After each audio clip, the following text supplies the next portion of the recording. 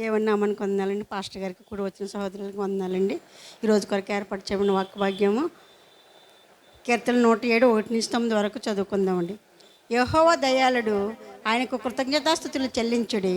ఆయన కృప నిత్యముండును. యెహోవా విమోచించిన వారు ఆ మాట పలుకుదురుగాక. విరోధుల చేతుల నుండి ఆయన విమోచించిన వారును, తూర్పు నుండి పడమటి నుండి ఉత్తరం నుండి దక్షిణం నుండి నానా దేశముల నుండి ఆయన పోగు చేసిన వారును ఆ మాట పలుకుదురుగాక. వారు అరణ్యమందులు ఎడారి త్రోవను తిరుగులాడుచుండరి. నివాసపురం ఏది వారికి దొరకకపోయేను. ఆకలి దప్పుల చేత వారి ప్రాణము వారిలో సొమ్మసిల్లెను. వారు కష్టకాలం ముందు యెహోవాకు మొరపెట్టరి. ఆయన వారి ఆపదల నుండి వారిని విడిపించెను. వారొక నివాసపురం చేరినట్లు చక్కని త్రోవను ఆయన వారిని నడిపించెను. ఆయన కృపను బట్టి నరులకు ఆయన చేయు ఆశ్చర్యకార్యములను బట్టి వారు యెహోవాకు కృతజ్ఞతాస్తుతులు చెల్లించుదురుగాక. ఏలయనగా ఆశగల ప్రాణమును ఆయన తృప్తిపరిచి ఉన్నాడు. ఆకలి కొనిన వారి ప్రాణమును మేలుతో నింపి ఉన్నాడు. దేవుడి వాక్యం దీవించునుగాక. అలాగే రెండో వాక్య భాగము మత్తయ్య 4-1-11 సత్య గారు చదివి వినిపించాలండి. 4వ అధ్యాయం 1-11 చదువు. 40 దినములను 40 రాత్రులు ఉపవాసం ఉండిన పిమ్మట ఆయన ఆకలి గనుక ఆ రోదకుడు ఆయన యొద్దకు వచ్చి, నీవు దేవుని కుమారుడు అయితే ఈ రాళ్ళు రొట్టెలగును ఆజ్ఞాపించమనెను. అందుకైన మనుషుడు రొట్టె వలన మాత్రము కాదు గాని దేవుని నోట నుండి వచ్చు ప్రతి మాట వలన జీవించును అని వ్రాయబడి ఉన్నదనెను. అంతటా అపవాది పరిశుద్ధ పట్టణమునకు ఆయనను తీసుకొని పోయి దేవాలయము శిఖరమున ఆయనను నిలవబెట్టి, నీవు దేవుని కుమారుడు అయితే క్రిందికి దుముకుము, ఆయన నిన్ను గూర్చి తన దూతలను ఆజ్ఞాపించును.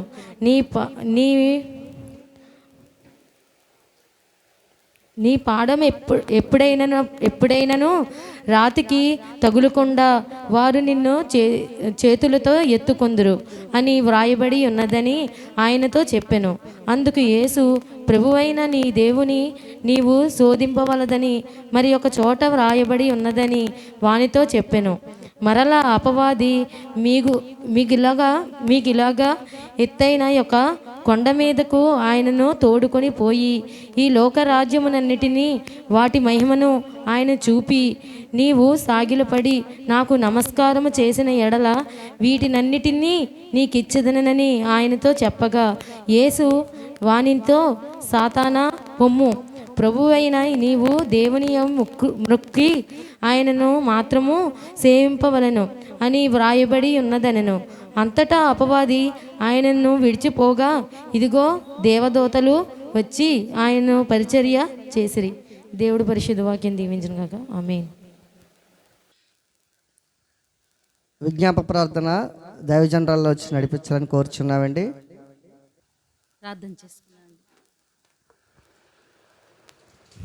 సకల సృష్టికి కారణభూతుడు మా ప్రియ పరలోకపు తండ్రి, ఘనమైన దేవ, నీకే వేలాది వందనాలు, స్తుతి స్తోత్రాలు చెల్లించుకుంటున్న యేసయ్య. గతించిన నీ యొక్క పునరుద్ధానం మొదలుకుని ప్రభా, ఈ వారమంతా కూడా తండ్రి, నీవు మమ్మల్ని అందరినీ నీ రెక్కల చోటన సురక్షితంగా కాచి కాపాడి ఇంతవరకు తండ్రి నాయన మమ్మల్ని అందరినీ నడిపించి నీ పరిశుద్ధాత్మ శక్తితో నింపి మమ్మల్ని అందరినీ బలపరిచిన దేవా, నీకే వేలాది వందనాలు, స్తుతి స్తోత్రాలు చెల్లించుకుంటున్నాం తండ్రి. ప్రభా, వచ్చిన బిడ్డలను బట్టి నీకే వేలాది వందనాలు, స్తుతి స్తోత్రాలు. రావాల్సిన బిడ్డల్ని సకాలమునకు తోడుకొని వచ్చి అందరము కూడా ఆత్మతో సత్యముతో నిన్ను ఆరాధించే అట్టి భాగ్యము మీరు మా అందరికీ దయచేయమని నీ సన్నిధిలో ప్రార్థన చేయించిన యేసయ్యా, నీకే వందనాలు. అందుకు ప్రభా, ముఖ్యంగా నీ దాసుని నీ చేతులకు అప్పగించుకుంటున్నాం తండ్రి. ప్రభానైనా నీ బిడ్డ పట్ల చేసిన ఉపకారాన్ని బట్టి నీకే వేలాది వందనాలు, స్తుతి స్తోత్రాలు. మరి ఈ ఆదివారం మరి బిడ్డలందరితో చేరి ప్రభా, నీ కుమారుడు నీ యొక్క వాక్యం ఎత్తడానికి నైనా బిడ్డని సిద్ధపరిచిన విధానాన్ని బట్టి నీకే వేలాది వందనాలు, స్తుతి స్తోత్రాలు చెల్లించుకుంటున్నాం తండ్రి. నైనా ఏ వాక్యం అయితే విత్తబడుచుందో తండ్రి, ఆ వాక్యం అనే ఉదక స్నానము చేత ప్రభా మేమందరము కూడా తండ్రి ఎప్పటికప్పుడు కడుగబడుచు కేవలం మా హృదయముల యొక్క పరిశుద్ధాత్మ శక్తిని మాత్రమే నింపుకుని మేము వెళ్ళగలడానికి మీరే కృప చూపించి నడిపించమని అడుగుచున్నాం తండ్రి. మా వయసులో ఎన్నో దినాలు గడిచిపోతున్నాయి తండ్రి. గడిచిన కొద్దీ ప్రభా మేము మీకు ఇంకా సమీపంగా జీవించే అటువంటి ఆత్మీయమైన తృష్ణ మా అందరికీ దయచేయమని నీ సన్నిధిలో ప్రార్థన చేయించినాం బాబు. నీకే వందనాలు ప్రభా. నాయనా ఇక్కడ ఉన్న ఒక్కొక్క కుటుంబాన్ని పేరు పేరున దీవించండి, ఆశీర్వదించండి. ఈ సంఘ పరిచర్యలో ప్రతి పరిచర్యను నాయన మీరు బహుగా దీవించండి, ఆశీర్వదించండి. నాయన నీ యొక్క ఆత్మశక్తి, నీ యొక్క ఆత్మ బలము లేకపోతే నాయన మేమెవ్వరం కూడా ఇక్కడ పని చేయలేం తండ్రి. నీ యొక్క పరిశుద్ధాత్మ శక్తి ద్వారానే మరి నాయన ఈ పునాది మొదలుకొని ఇంతవరకు కూడా నీ రెక్కల చాటున మరి కార్యక్రమాలు కానీ ప్రతి విషయంలో నైనా ముందు వెనక మీరు ఉండి ప్రార్థన ధూపాల ద్వారా సంఘాన్ని బలపరుస్తున్న విధానాన్ని బట్టి నీకే వేలాది వందనాలు, స్తుతి స్తోత్రాలు చెల్లించుకుంటున్నాం తండ్రి. రాగలే దినాల్లో ఇంకా బలమైన పాత్రలుగా, ఒక అందమైన పాత్రగా మేమందరము కూడా వాడబడ్డానికి మీరే కృప చూపించి నడిపించండి. అదేవిధంగా కుటుంబాలుగా ప్రతి ఒక్కరిని ఆశీర్వదించండి. ఈరోజు ఆరాధనలో నేను ఆరాధన నడిపిస్తున్న గోపి వారి కుటుంబాన్ని కూడా బహుగా దీవించి ఆశీర్వదించమని, ఈ ఆరాధన అంతటిలో కూడా నీ యొక్క పరిశుద్ధాత్మ శక్తి నింపండి, నీ ఆత్మ ద్వారా కార్యము జరిగించమని, ఈ ఆరాధన అంతట్లో మీరే ఉండి మీరే ఘనత మహిమ ప్రభావాలు పొందుకోమని ఆరోపించుకుంటూ అతి త్వరలో మా అందరి కొరకు రాబోచిన యేసుక్రీస్తు అతి శ్రేష్టమైన నామంన ఈ ప్రార్థన తిమ్మిక్కీలు వినయంతో బ్రతిమలాడి వేడుకొంచున్నాం తండ్రి. ఆమెన్. మరి ఇప్పుడు పుట్టినరోజు శుభాకాంక్షలు, వివాహ శుభాకాంక్షలు మరియు రోగుల కొరకు ప్రార్థన పాస్టర్ గారు చేయడానికి కోరుచున్నామండి. ప్రభునందు ప్రియులరా, ప్రభునామంలో ఈ యొక్క ఉదయకాల శుభాలు మీకు తెలియజేస్తుంటున్నాను. ఈరోజు మొదలుకొని ఈ వారం చివరి వరకు నూతన జన్మదిన వివాహదిన శుభాలు జరుపుకుంటున్నటువంటి వారికి శుభాలు తెలియజేస్తుంటున్నామండి. రేపటి దినం మన పెద్దలైనటువంటి మన మోజెస్ గారు, శారద గారి దంపతులు వారి యొక్క రెండవ కుమారుడు మరి బాప్తిజం తీసుకొని నూతనంగా జన్మించినటువంటి ఆశీష్ నూతన జన్మదినం జరుపుకోబోతున్నాడు. ఆశీష్కి జన్మదిన శుభాకాంక్షలు. అలాగే మరి బుధవారం నాడు కందుకూరి కమలమ్మ గారి యొక్క మానవరాలు కమల్ కీర్తి దంపతుల యొక్క కుమార్తె రమ్య నూతన జన్మదినం జరుపుకోబోతుందండి. రమ్యకు కూడా జన్మదిన శుభాకాంక్షలు తెలియజేస్తుంటున్నాం. అలాగే మన బుధవారం నాడు నూతన వివాహ దినం జరుపుకోబోతున్నటువంటి మన గ్రేస్ ఒలివ్ గారు, అలాగనే మరి రమణ గారు, దూరదేశంలో ఉన్నట్టు రమణ గారు, ఇరువురు కూడా వివాహ దినం జరుపుకోబోతున్నారు. వారికి కూడా నూతన వివాహ దిన శుభాలు తెలియజేస్తుంటున్నాను. అలాగే గురువారం నాడు నూతన జన్మదినం జరుపుకోబోతున్నటువంటి చుక్క కరుణ్ గారి యొక్క మనవడు కుమారి దంపతుల యొక్క కుమారుడు సృజన్ నూతన జన్మదినం జరుపుకోబోతున్నాడు. తనకి జన్మదిన శుభాకాంక్షలు.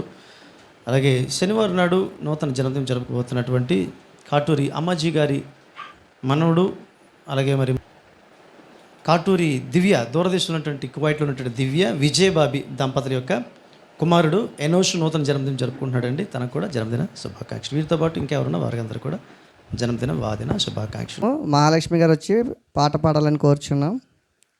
ఏమి ఉన్నా లేకున్నా, ఎవరు నాకు లేకున్నా, ఏమి ఉన్నా లేకున్నా, ఎవరు నాకు లేకున్నా, యేసునందే ఆనందింతును,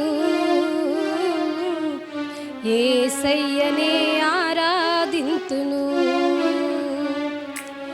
యేసునందే ఆనందింతును, యేసయ్యనే ఆరాధింతును, ఆనందింతును, ఆరాధింతును, ఆనందింతును, ఆరాధింతును, యేసునందే ఆనందింతును, యేసయ్యనే ఆరాధింతును.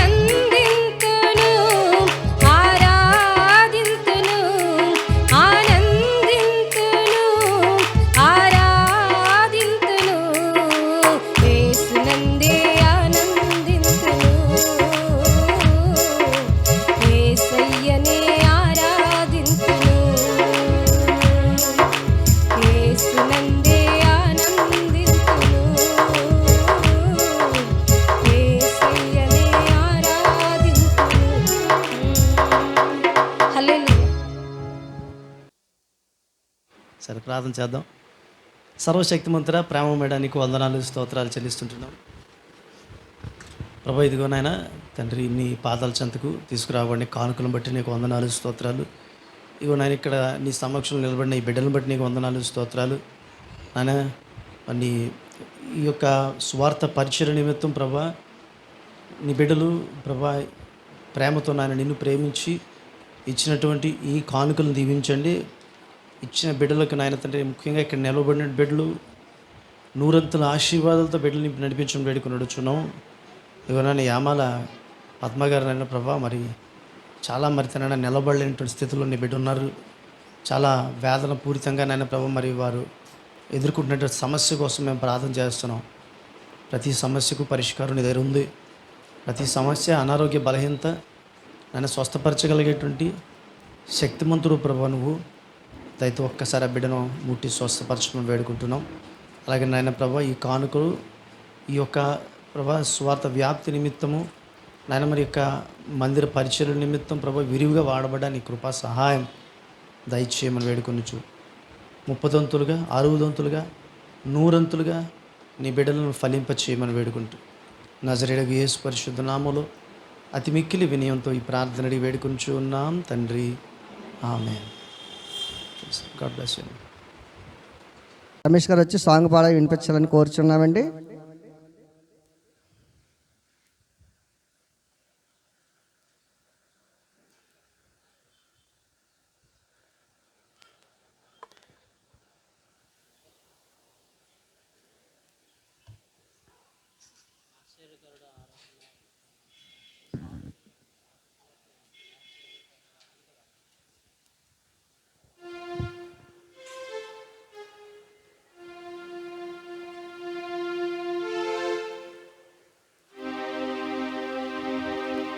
Praise the lord.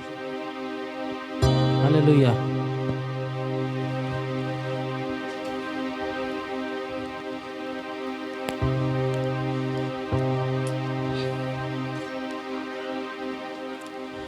హల్లెలూయా స్తోత్రములు మా యేసు దేవునికే, మహిమా ప్రభావములు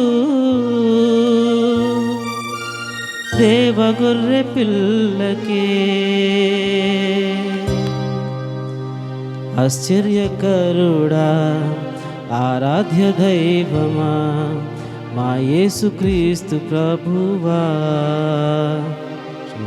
చప్పట్లు కొడదాం అందరూ కలిసి. హల్లెలూయా స్తోత్రములు మా యేసుక్రీస్తునకే, మహిమా ప్రభావములు దేవగొర్రె పిల్లకే. హల్లెలూయా స్తోత్రములు మా యేసుక్రీస్తునకే, మహిమా ప్రభావములు దేవగొర్రె పిల్లకే. మహిమా ప్రభావములు దేవగొర్రె పిల్లకే. ఆరాధనా స్తుతి ఆరాధనా, ఆరాధనా స్తుతి ఆరాధనా. ఆశ్చర్యకరుడా ఆరాధ్య దైవమా మా యేసుక్రీస్తు ప్రభువా. రక్షణ స్వస్థత విమోచన నీలో నిత్య జీవ ప్రదాత.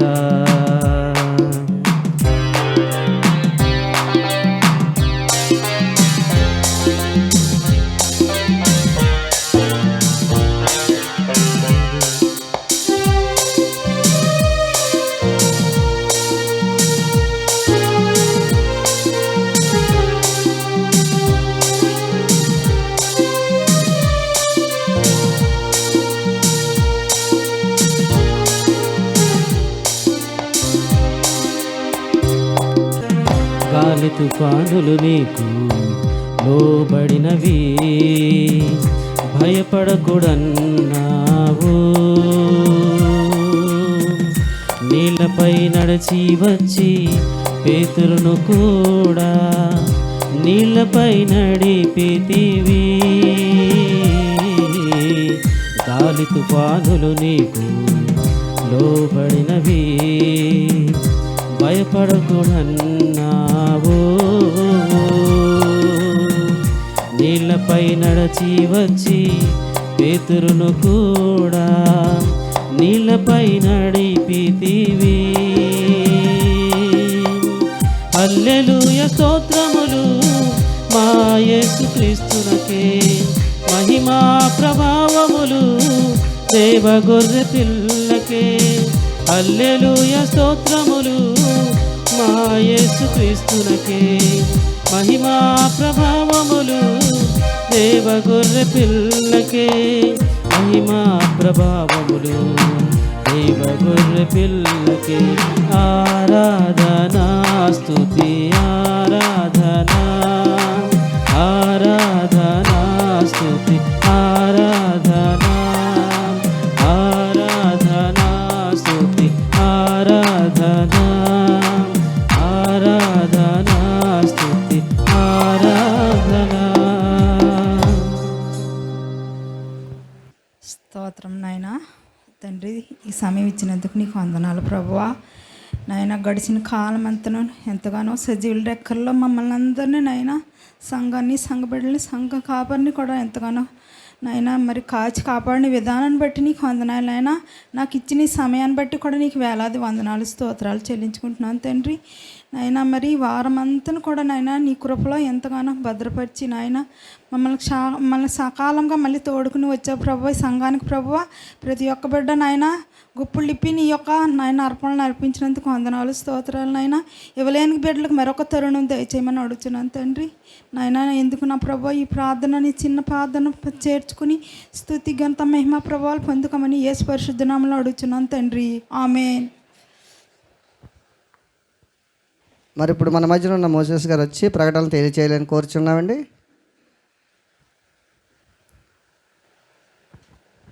దేవుని నామమునకు వేలాది స్తుతులు స్తోత్రములు కలుగునుగాక.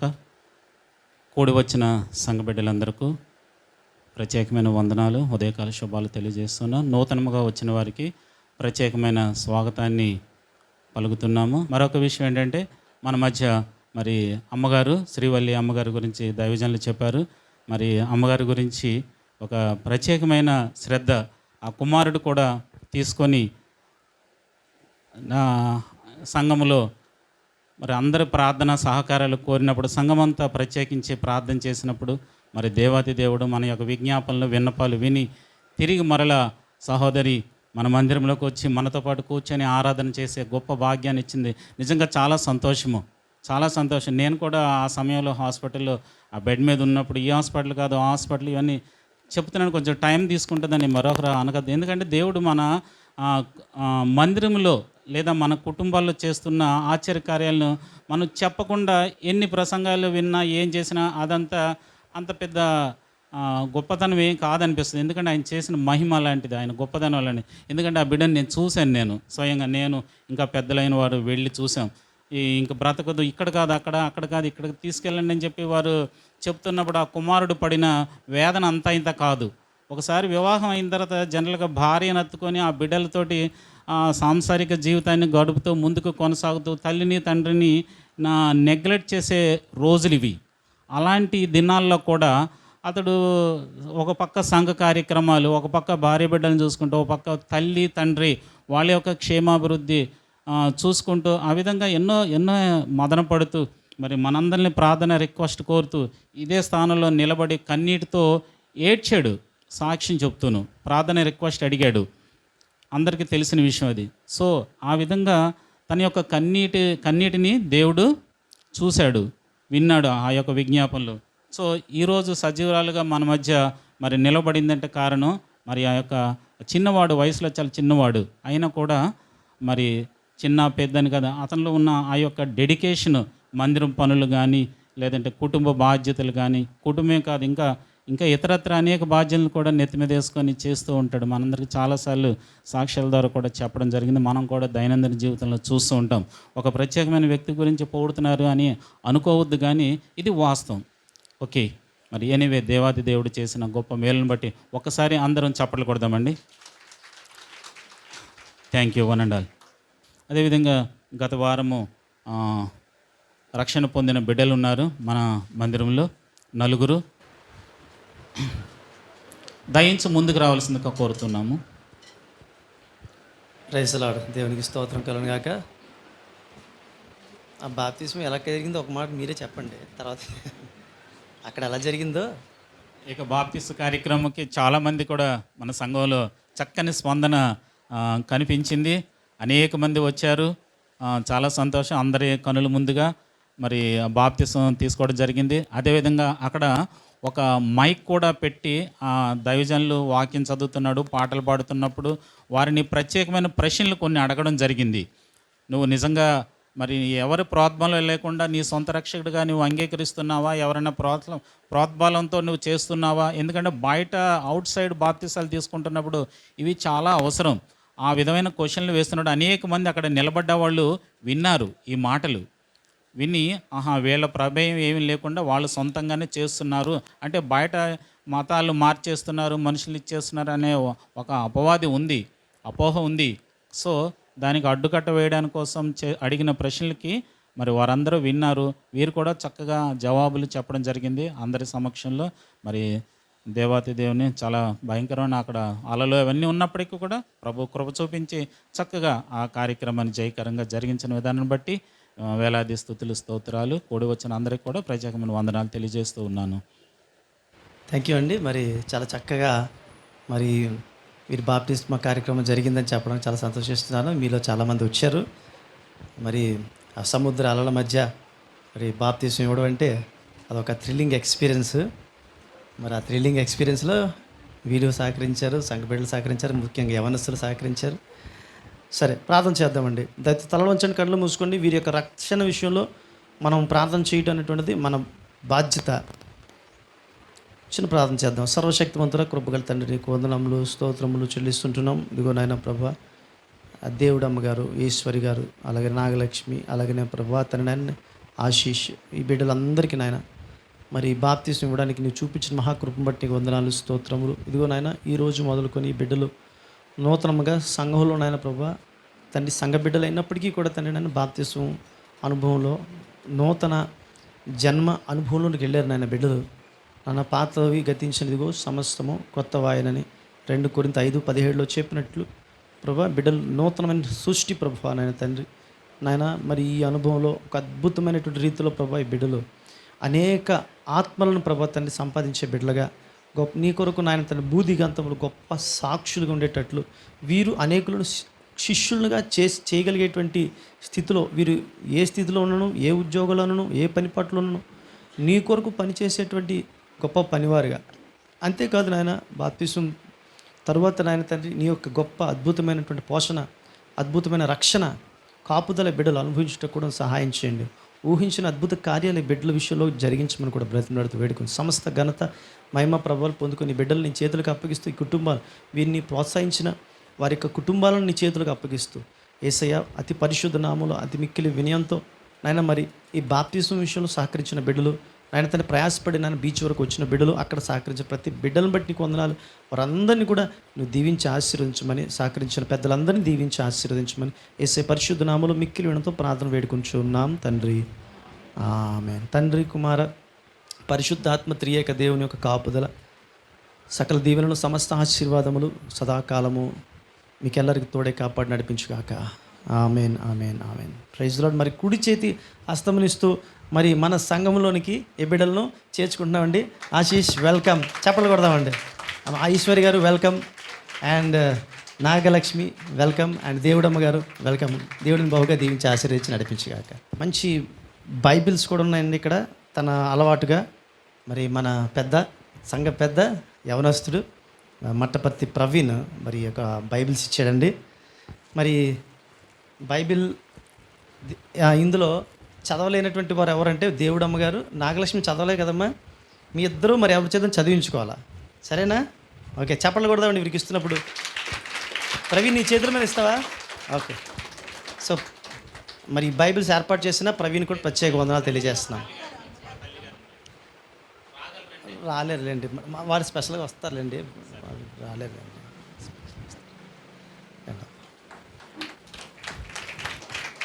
Praise the lord. యాక్చువల్గా ఏంటంటే బైబిల్స్ కాపర్ చేతుల మీదకి ఇవ్వాలి ఇవి. అది అందుకని శ్రీవల్లి గారు ముందుకు వస్తారు వారు ఇప్పుడు. రైట్. సో దేవుడిని బహుగా దీవించి ఆశీర్వదించి నడిపించగాక. మరి ఇప్పుడు మన మధ్యన ఉన్న ప్రవీణ్ గారు విజయ్ గారి యొక్క బిడ్డ కొరకు నామకరణం చేయుటకు పాస్టర్ గారు నిర్ణయించినారండి. మరి ముందుకు వస్తే నామకరణం చేయదలిచారండి పాస్టర్ గారు. Praise the lord. దేవునికి స్తోత్రం కలుగుగాక. మరి మన ప్రవీణ్ విజయ దంపతులను ప్రేమించి దేవుడు మరి చక్కటి మరి బిడ్డను ఇవ్వడాన్ని బట్టి ప్రభుని స్తుతిస్తూ గనపరుస్తూ, ఓకే, మరి చాలా మంచి అందమైనటువంటి పేరు మరి కుటుంబం సెలెక్ట్ చేసి ఉంటున్నారు. అందుని బట్టి ప్రభుని స్తుతిస్తూ గనపరుస్తూ, మరి ఈ ఇరువురు యవనస్తులను ప్రేమించి వారికి ఇవ్వబడినటువంటి ఈ బిడ్డకు తండ్రి యొక్కయు కుమారుని యొక్కయు పరిశుద్ధాత్మని యొక్క నామములో మార్వినా అనేటువంటి నామకరణం చేస్తాను. అందరూ చెప్తా ఒకసారి, మార్వినా మార్వినా మార్వినా. సో చెప్పలు కొడతాం ఇప్పుడు. ఇలాగలాగలంటుంది ఇవిడ. చాలా గడిచండి బాబు. చిన్న ప్రార్థన చేద్దాం. మార్వినా కోసం చిన్న ప్రార్థన చేద్దామండి. సర్వశక్తియు మిక్కిలి ప్రేమ కనికరం గల మా తండ్రి, మా ప్రియ యేసు ప్రభువా, నీకు వందనాలు స్తోత్రములు. తన ప్రియులు నిద్రించుండగా ఆయన వారికి ఇచ్చుచున్నాడని వాక్యంలో చెప్పినట్లు నాయన ప్రభు, ఇదిగో నాయన దంపతులను ప్రేమించి నాయన వారికి ఇచ్చినటువంటి చక్కటి నాయన గర్భఫలమును బట్టి నీకు వందనాలు. గర్భఫలము యెహోవా ఇచ్చు బహుమానం ప్రభా. ఈ రోజున మేము చాలామందిని చూస్తున్నాం ప్రభా, వారి జీవితాల్లో గర్భఫలం లేక వారి పడే వేదన అంతా ఇంత కాదు. మరి ఇలాంటి పరిస్థితుల్లో నాయన మరి నీ బిడ్డలను ప్రభా నీవు ప్రేమించి ప్రభా వారికి చక్కటి శక్తిని, బలమును, సామర్థ్యమును నాయన నీ కృపను ఈవిగా ఇచ్చి ప్రభా చక్కటి బిడ్డను ఇచ్చావు. నీకు వందనాలు స్తోత్రాలు. మరి ఈరోజు నాయన మార్వినా అనేటువంటి ఒక చక్కటి నాయన నామకరణం చేయడానికి కూడా నువ్వు చూపించిన మహాకృపను బట్టి నీకు వందనాలు స్తోత్రం ప్రభా. మార్వినాని ఇది మొదలుకొని నువ్వు దీవించి ఆశీర్వదించండి ప్రభా. నాయన తండ్రి, తల్లిదండ్రులకు, కుటుంబానికి మంచి పేరు తెచ్చే బిడ్డగా ఎదిగేటట్లు నువ్వు సహాయం చేయడం ప్రయత్నం వేడుకొని, ముఖ్యంగా నాయన మట్టపర్తి ప్రసాద్ గారు, శ్రీవల్లి గారు వారి కుటుంబానికి గొప్ప తలమానికగా ఈ బిడ్డ నాయన ప్రభా ఉండుటకు నీ కృప సహాయం దయచేయమని వేడుకున్నాడొచ్చు నాయన.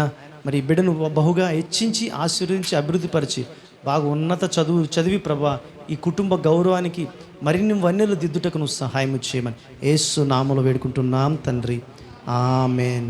త్రియేక దేవుని ఆశీర్వాదం మీ యొక్క దంపతులకు, కుటుంబానికి మరి నూతనంగా నామకరణం చేయబడినటువంటి చంటి బిడ్డ మార్వినకు సదా తోడే కాపాడి నడిపించుగాక. ఆమేన్ ఆమేన్ ఆమేన్. అయ్య బాబోయ్, చూసారా? హల్లెలూయా చెప్పేస్తుంది అప్పుడే. హల్లెలూయా చెప్పినా, హల్లెలూయా చెప్పు, హల్లెలూయా. ఇది పెద్ద సైంటిస్ట్ అవుతుందని, ఎందుకంటే ఇలాగా చూస్తుంది ఎప్పుడు. వీడి సంగతి ఏంటో చూద్దాం అన్నట్టు చూస్తాను అన్నమాట. మట్టపర్తి వారి బ్లడ్ అది పెట్టింది, ఎత్తింది. తను ఎత్తిన తర్వాతే నేను ఇన్స్పైర్ అయ్యాను. ఏంటో పెద్ద దానిలో చూస్తుంది అసలు.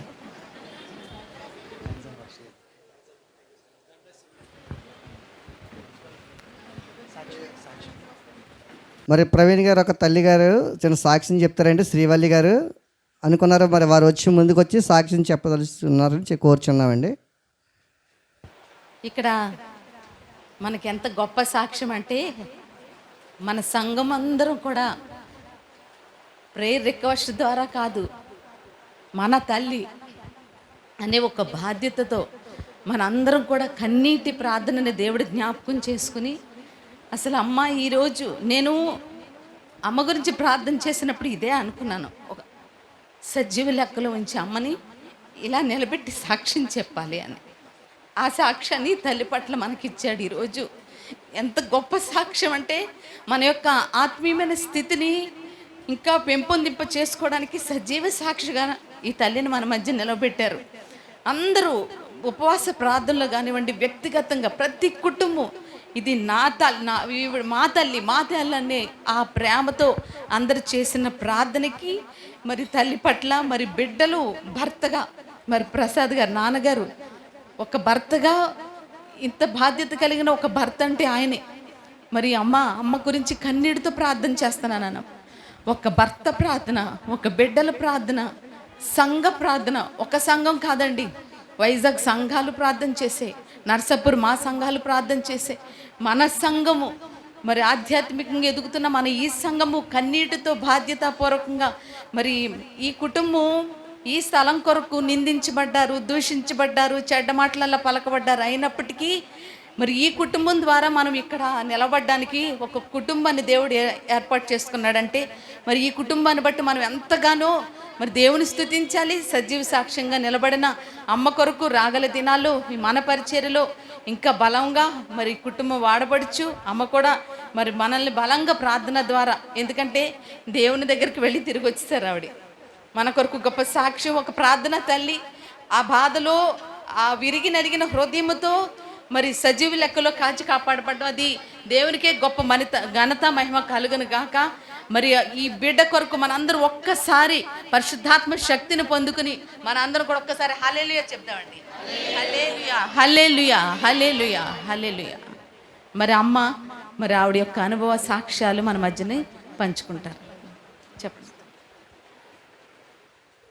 దేవుని నామానికి స్తుతులు.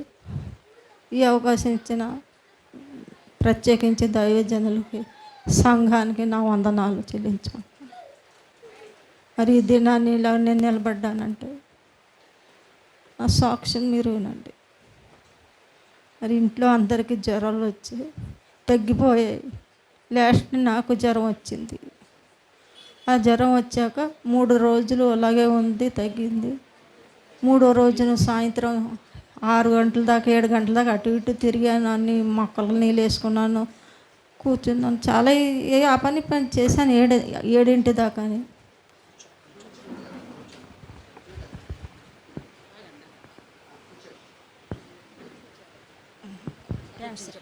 థ్యాంక్స్.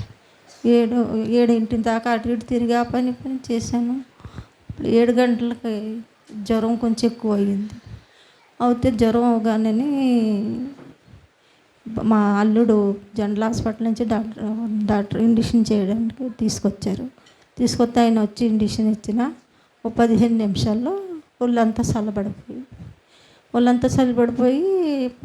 పల్స్ దొరకలేదు. బీపీ డౌన్ అయిపోయింది. నాకు అందరం మాటలు వినపడుతున్నాయి కానీ నాలో చరణం లేదు అప్పటికి. ఇంక వీళ్ళు వెళ్ళిపోయి 108ని రప్పించి అందులోనే పెట్టి అన్ని టెస్టులు చేస్తున్నారు కానీ అన్ని మాటలు వినపడుతున్నాయి. నాకు నేనే తెలియడం లేదు. అయితే జనరల్ హాస్పిటల్ తీసుకెళ్ళి జనరల్ హాస్పిటల్లో చూపించి ఆ రోజు కరోనా ఉంది ఉడకనేసి ఆ పేషెంట్ల ద్వారా నన్ను ఎట్టేశారంట. ఎటైతే తెల్లవారులో ఇంకా నేను పడుకోలేదు. ఇలాగో ఏదేదో అయిపోతుంది. కూర్చోవడం, లేగడం, పడుకోబెట్టడం అంతా మా చిన్నపిల్ల దగ్గరుండి తను అమంతంగా లేపేసి ఎత్తుకొని కూర్చోబెట్టడం, పడుకోబెట్టడం, ఏడిసేస్తుంది. అన్నీ తెలుస్తున్నాయి నాకు. ఆ తర్వాత మరి 8 గంటలకు తీసుకొచ్చి ఇంకో డాక్టర్ గారిని టెస్ట్ చేయించారంట. ఈవిడ కరోనా ఏమీ లేదు, ఈ కరోనా ఉన్న పేషెంట్ల ద్వారా ఈవిడిని పెట్టేశారు ఏంటి అనేసి ఉదయాన్నే మార్చేయండి వార్డు అనేసి అని చెప్పేసి వెళ్ళిపోయారండి. ఆ ఉదయాన్నే మళ్ళీ సిటీ స్కాను ఇంకే టెస్టులన్నీ చేయించేసి ఇంకా వీళ్ళు ఇక్కడ ఉంటే లాభం లేదు మా అమ్మ అనేసి అమృత హాస్పిటల్కి తీసుకెళ్ళిపోయారంట. అక్కడ తీసుకెళ్తే అతనేమో ఇవన్నీ నాకు తెలియదు, వాళ్ళు చెప్తేనే వింటున్నాను. తీసుకెళ్తే కానీ ఒక 3 రోజుల కన్నా ఎక్కువ బతకదేవుడి అని చెప్పారంట. బతకదంటే వీళ్ళు వెళ్ళిపోయి లేదు సార్ మీరు ఎలాగోలాగా మా అమ్మగారిని మీరే చూడాలా అనేసి డాక్టర్ గారిని ఎంతో బతిమాలితే మీరు ఇంతగా బతిమాలుతున్నారు కనుక రేపు ఉదయానికల్లా తీసిపోతానంటేనే నేను చూస్తాను, లేకపోతే చూడండి అనేసారు. సరే అండి అనేసి ఆ ఉదయానికి 1,70,000 1,80,000 తీసుకొని నైట్ అంతా ఉంచి ఉదయాన్నే తీసుకెళ్ళిపోండి లేదంటే బయట వేసేస్తాం అన్నారు. ఇక పళ్ళు ఏడుపు. నలుగురు, నాకు 2 ఆడవాళ్ళు 2 మగ పిల్లలు, 4 ఏడుపడ్డ రోడ్ల మీద. ఏం చేయాలో అర్థం అవడం లేదు. తర్వాత ఏమో ఎవరు అన్నారు టెస్ట్ హాస్పిటల్ తీసుకెళ్ళిపోండి. అప్పుడు టెస్ట్ హాస్పిటల్ తీసుకెళ్తే అతను కూడా నేను ఈవిడిని జాయిన్ చేసుకొని ఈవిడ బతకదు 3 రోజుల కంటని అతను అన్న.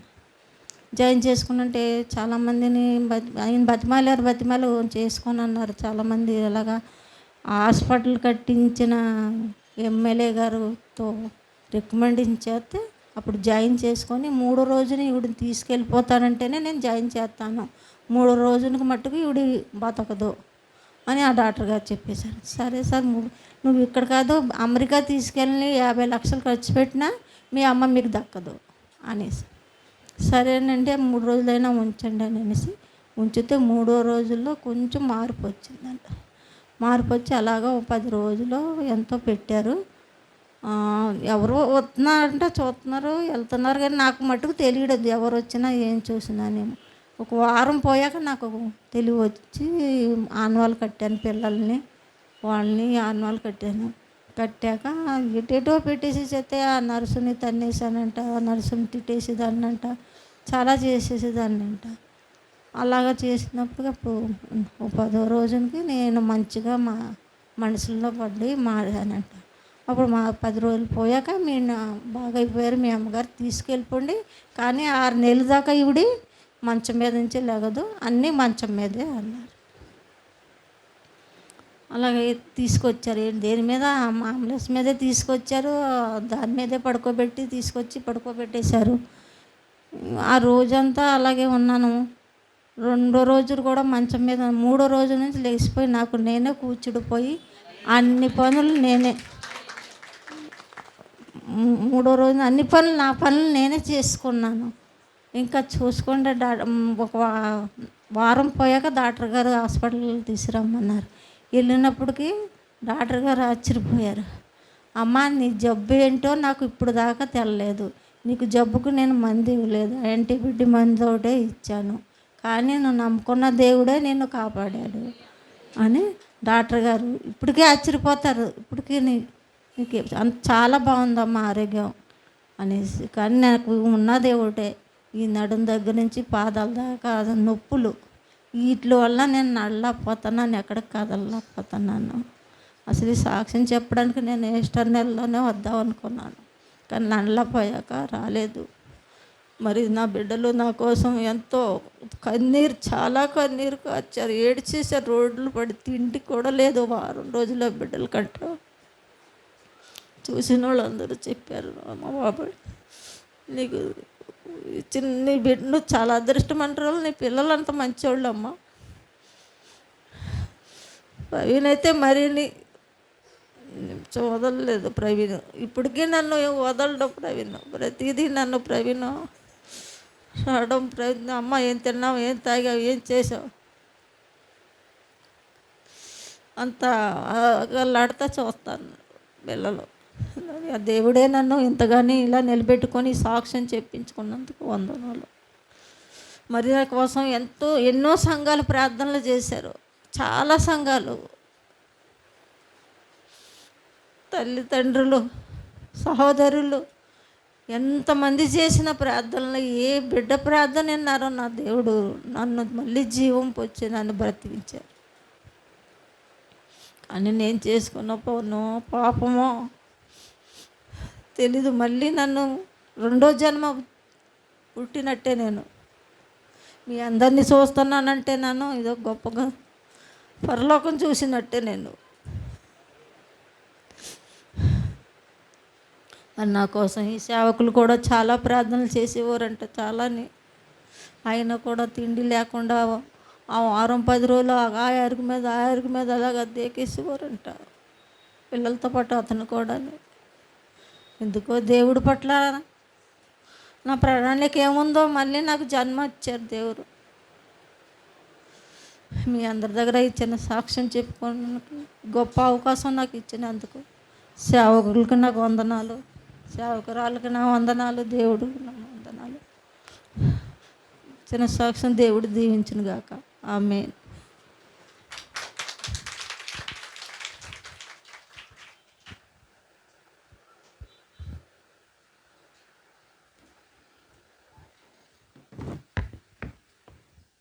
మరి ఈరోజు ఆ తల్లిగారు ఇక్కడ నిలబడి ఉన్నారంటే అది నిజంగా దేవుని యొక్క కృప అండి.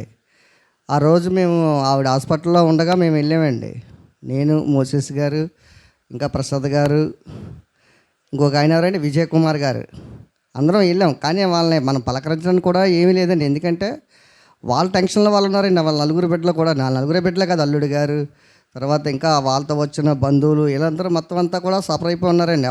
ఒకరు కూడా మాట్లాడుకుంటలేదు. వాళ్ళు అటు ఇటు పరుగులు తీస్తున్నారు. మేము పలకరించడానికి వెళ్ళిన కూడా అలా ఆగిపోయామండి. ఏం చేయాలో అర్థం కాదు. ప్రవీణ్ మా ముందే తిరుగుతున్నాడు 5-6 సార్లు. వాళ్ళ టెన్షన్లో వాళ్ళు ఉన్నారు.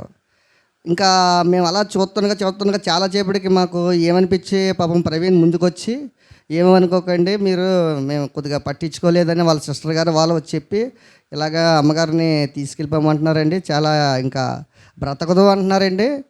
అలాగని చెప్పి వేరే హాస్పిటల్కి తీసుకెళ్ళి మేము జాయిన్ చేసుకుని అంటున్నారండి అని ఆ రోజు చెప్పినప్పుడు మాకు ఇంకా ఇది అనవసరంగా మనం ఇక్కడికి వచ్చి వాళ్ళ మనసులు బాధ పెట్టామా అన్నట్టు అనిపించిందండి. వాళ్ళు మనకు చెప్పగానే.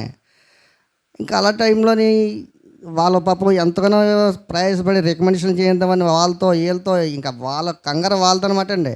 మధ్యలో మేము ఇంకా అలా నిలబడిపోతుండగా వాళ్ళ సిస్టర్ గారు వచ్చి ఒకసారి, ప్రవీణ్ వచ్చి ఒకసారి, ఏమనుకోకండి మిమ్మల్ని గుర్తించలేకపోయాము, మా తల్లిగారికి ఎలా అవునమ్మా మేము కొద్ది ప్రయత్నాలు చేస్తున్నామండి, ఏమనుకోకండి వాళ్ళ పాపం మళ్ళీ మా దగ్గరికి వచ్చి మాకు చెప్పడం అనేండి. అలా మాకా బాధ కలిగేది ఏంటి, భగవంతుడు ఎలాగా మరి ప్రభువా మరి నీవే ఉన్నావు తండ్రి, ఆ తల్లిని నువ్వే కాపాడని అన్నాం తప్ప మనం అంతకన్నా ఏం చేయలేమండి. మరి ఆ తల్లిగారు ఆ రోజున మేము అలాగ అనుకున్న తల్లిగారు మరి ఈరోజు వచ్చి సాక్ష్యం చెప్తున్నారంటే దేవుడికి వందనాలు చెప్పుకోలే. హల్లెలూయా. మరి చాలా గొప్ప విషయం అండి అది. అలాగ ఎవరో కానీ అంత దూరం ప్రయాణించి మళ్ళీ తిరిగి దేవుని దగ్గర నుంచి వస్తారని ఎవరు అనుకోరండి. చాలా గొప్ప విషయం అండి. మరి ఆవిడ ఇలా నిజంగా ఆ రోజు ఇంకా డాక్టర్లకే అంతం కాలేదు ఆ జబ్బు అలాంటిది. మరి ఆవిడని దేవుడు స్వస్థపరిచాడంటే అది దేవుడికే సాధ్యం. దేవుడి సాక్ష్యం దీవించాలని కోరుచున్నానండి ఆవిడది. ఉజ్జీవ కీర్తన పుస్తకం నుంచి, మన దగ్గర ఉన్న ఉజ్జీవ కీర్తన పుస్తకం నుంచి మనందరికి వచ్చిన పాట 33వ పాట పాడుకున్నా అండి. స్తుతి గానములతో నేను అనే పాట ఉజ్జీవ కీర్తన పుస్తకం నుంచి 33.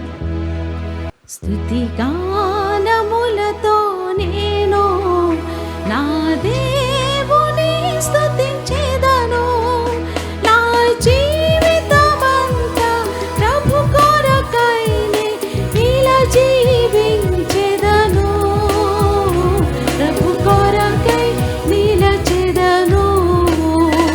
స్తుతి గానములతో నేను నా దేవుని స్తుతించెదను, నా జీవితమంతా ప్రభు కొరకైనే ఇలా జీవించెదను, ప్రభు కొరకై నిలచెదను. స్తుతి గానములతో నేను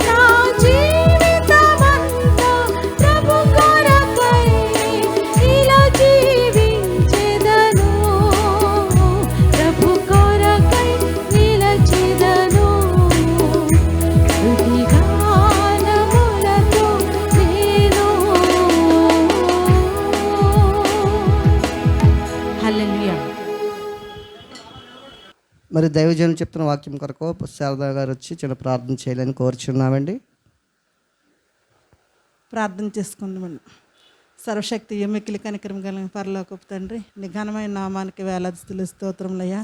యెహోవా కృప నన్ను బలపరచు, నన్ను దావీదు భక్తుడు సెలవిచ్చిన రీతిగా ప్రభువునైనా నీ కృపతోనే మాత్రమే నేను మమ్మల్ని బలపరుచుకుంటూ ప్రభువునైనా సజీవ లెక్కల్లో ఉంచి ఈ నాయన పరిశుద్ధ దినముగా తండ్రి మేమందరమునైనా తండ్రి కూడుకొని నేను ఆరాధించడానికి ఇచ్చిన సమయమును ఆయుష్ను బట్టి నీకు స్తుతులు స్తోత్రములు ప్రభు తండ్రి. మరి ఇదిగోనైనా వచ్చిన బిడ్డలు బట్టి నీకు వందనాలు తండ్రి. మరి ఇంతవరకునైనా తండ్రి జయకరముగాను నైనా నీకు మహిమకరముగాను తండ్రి ఆరాధన జరిపించుకునే విధానం బట్టి నీకు స్తుతులు స్తోత్రములు ప్రభునైనా.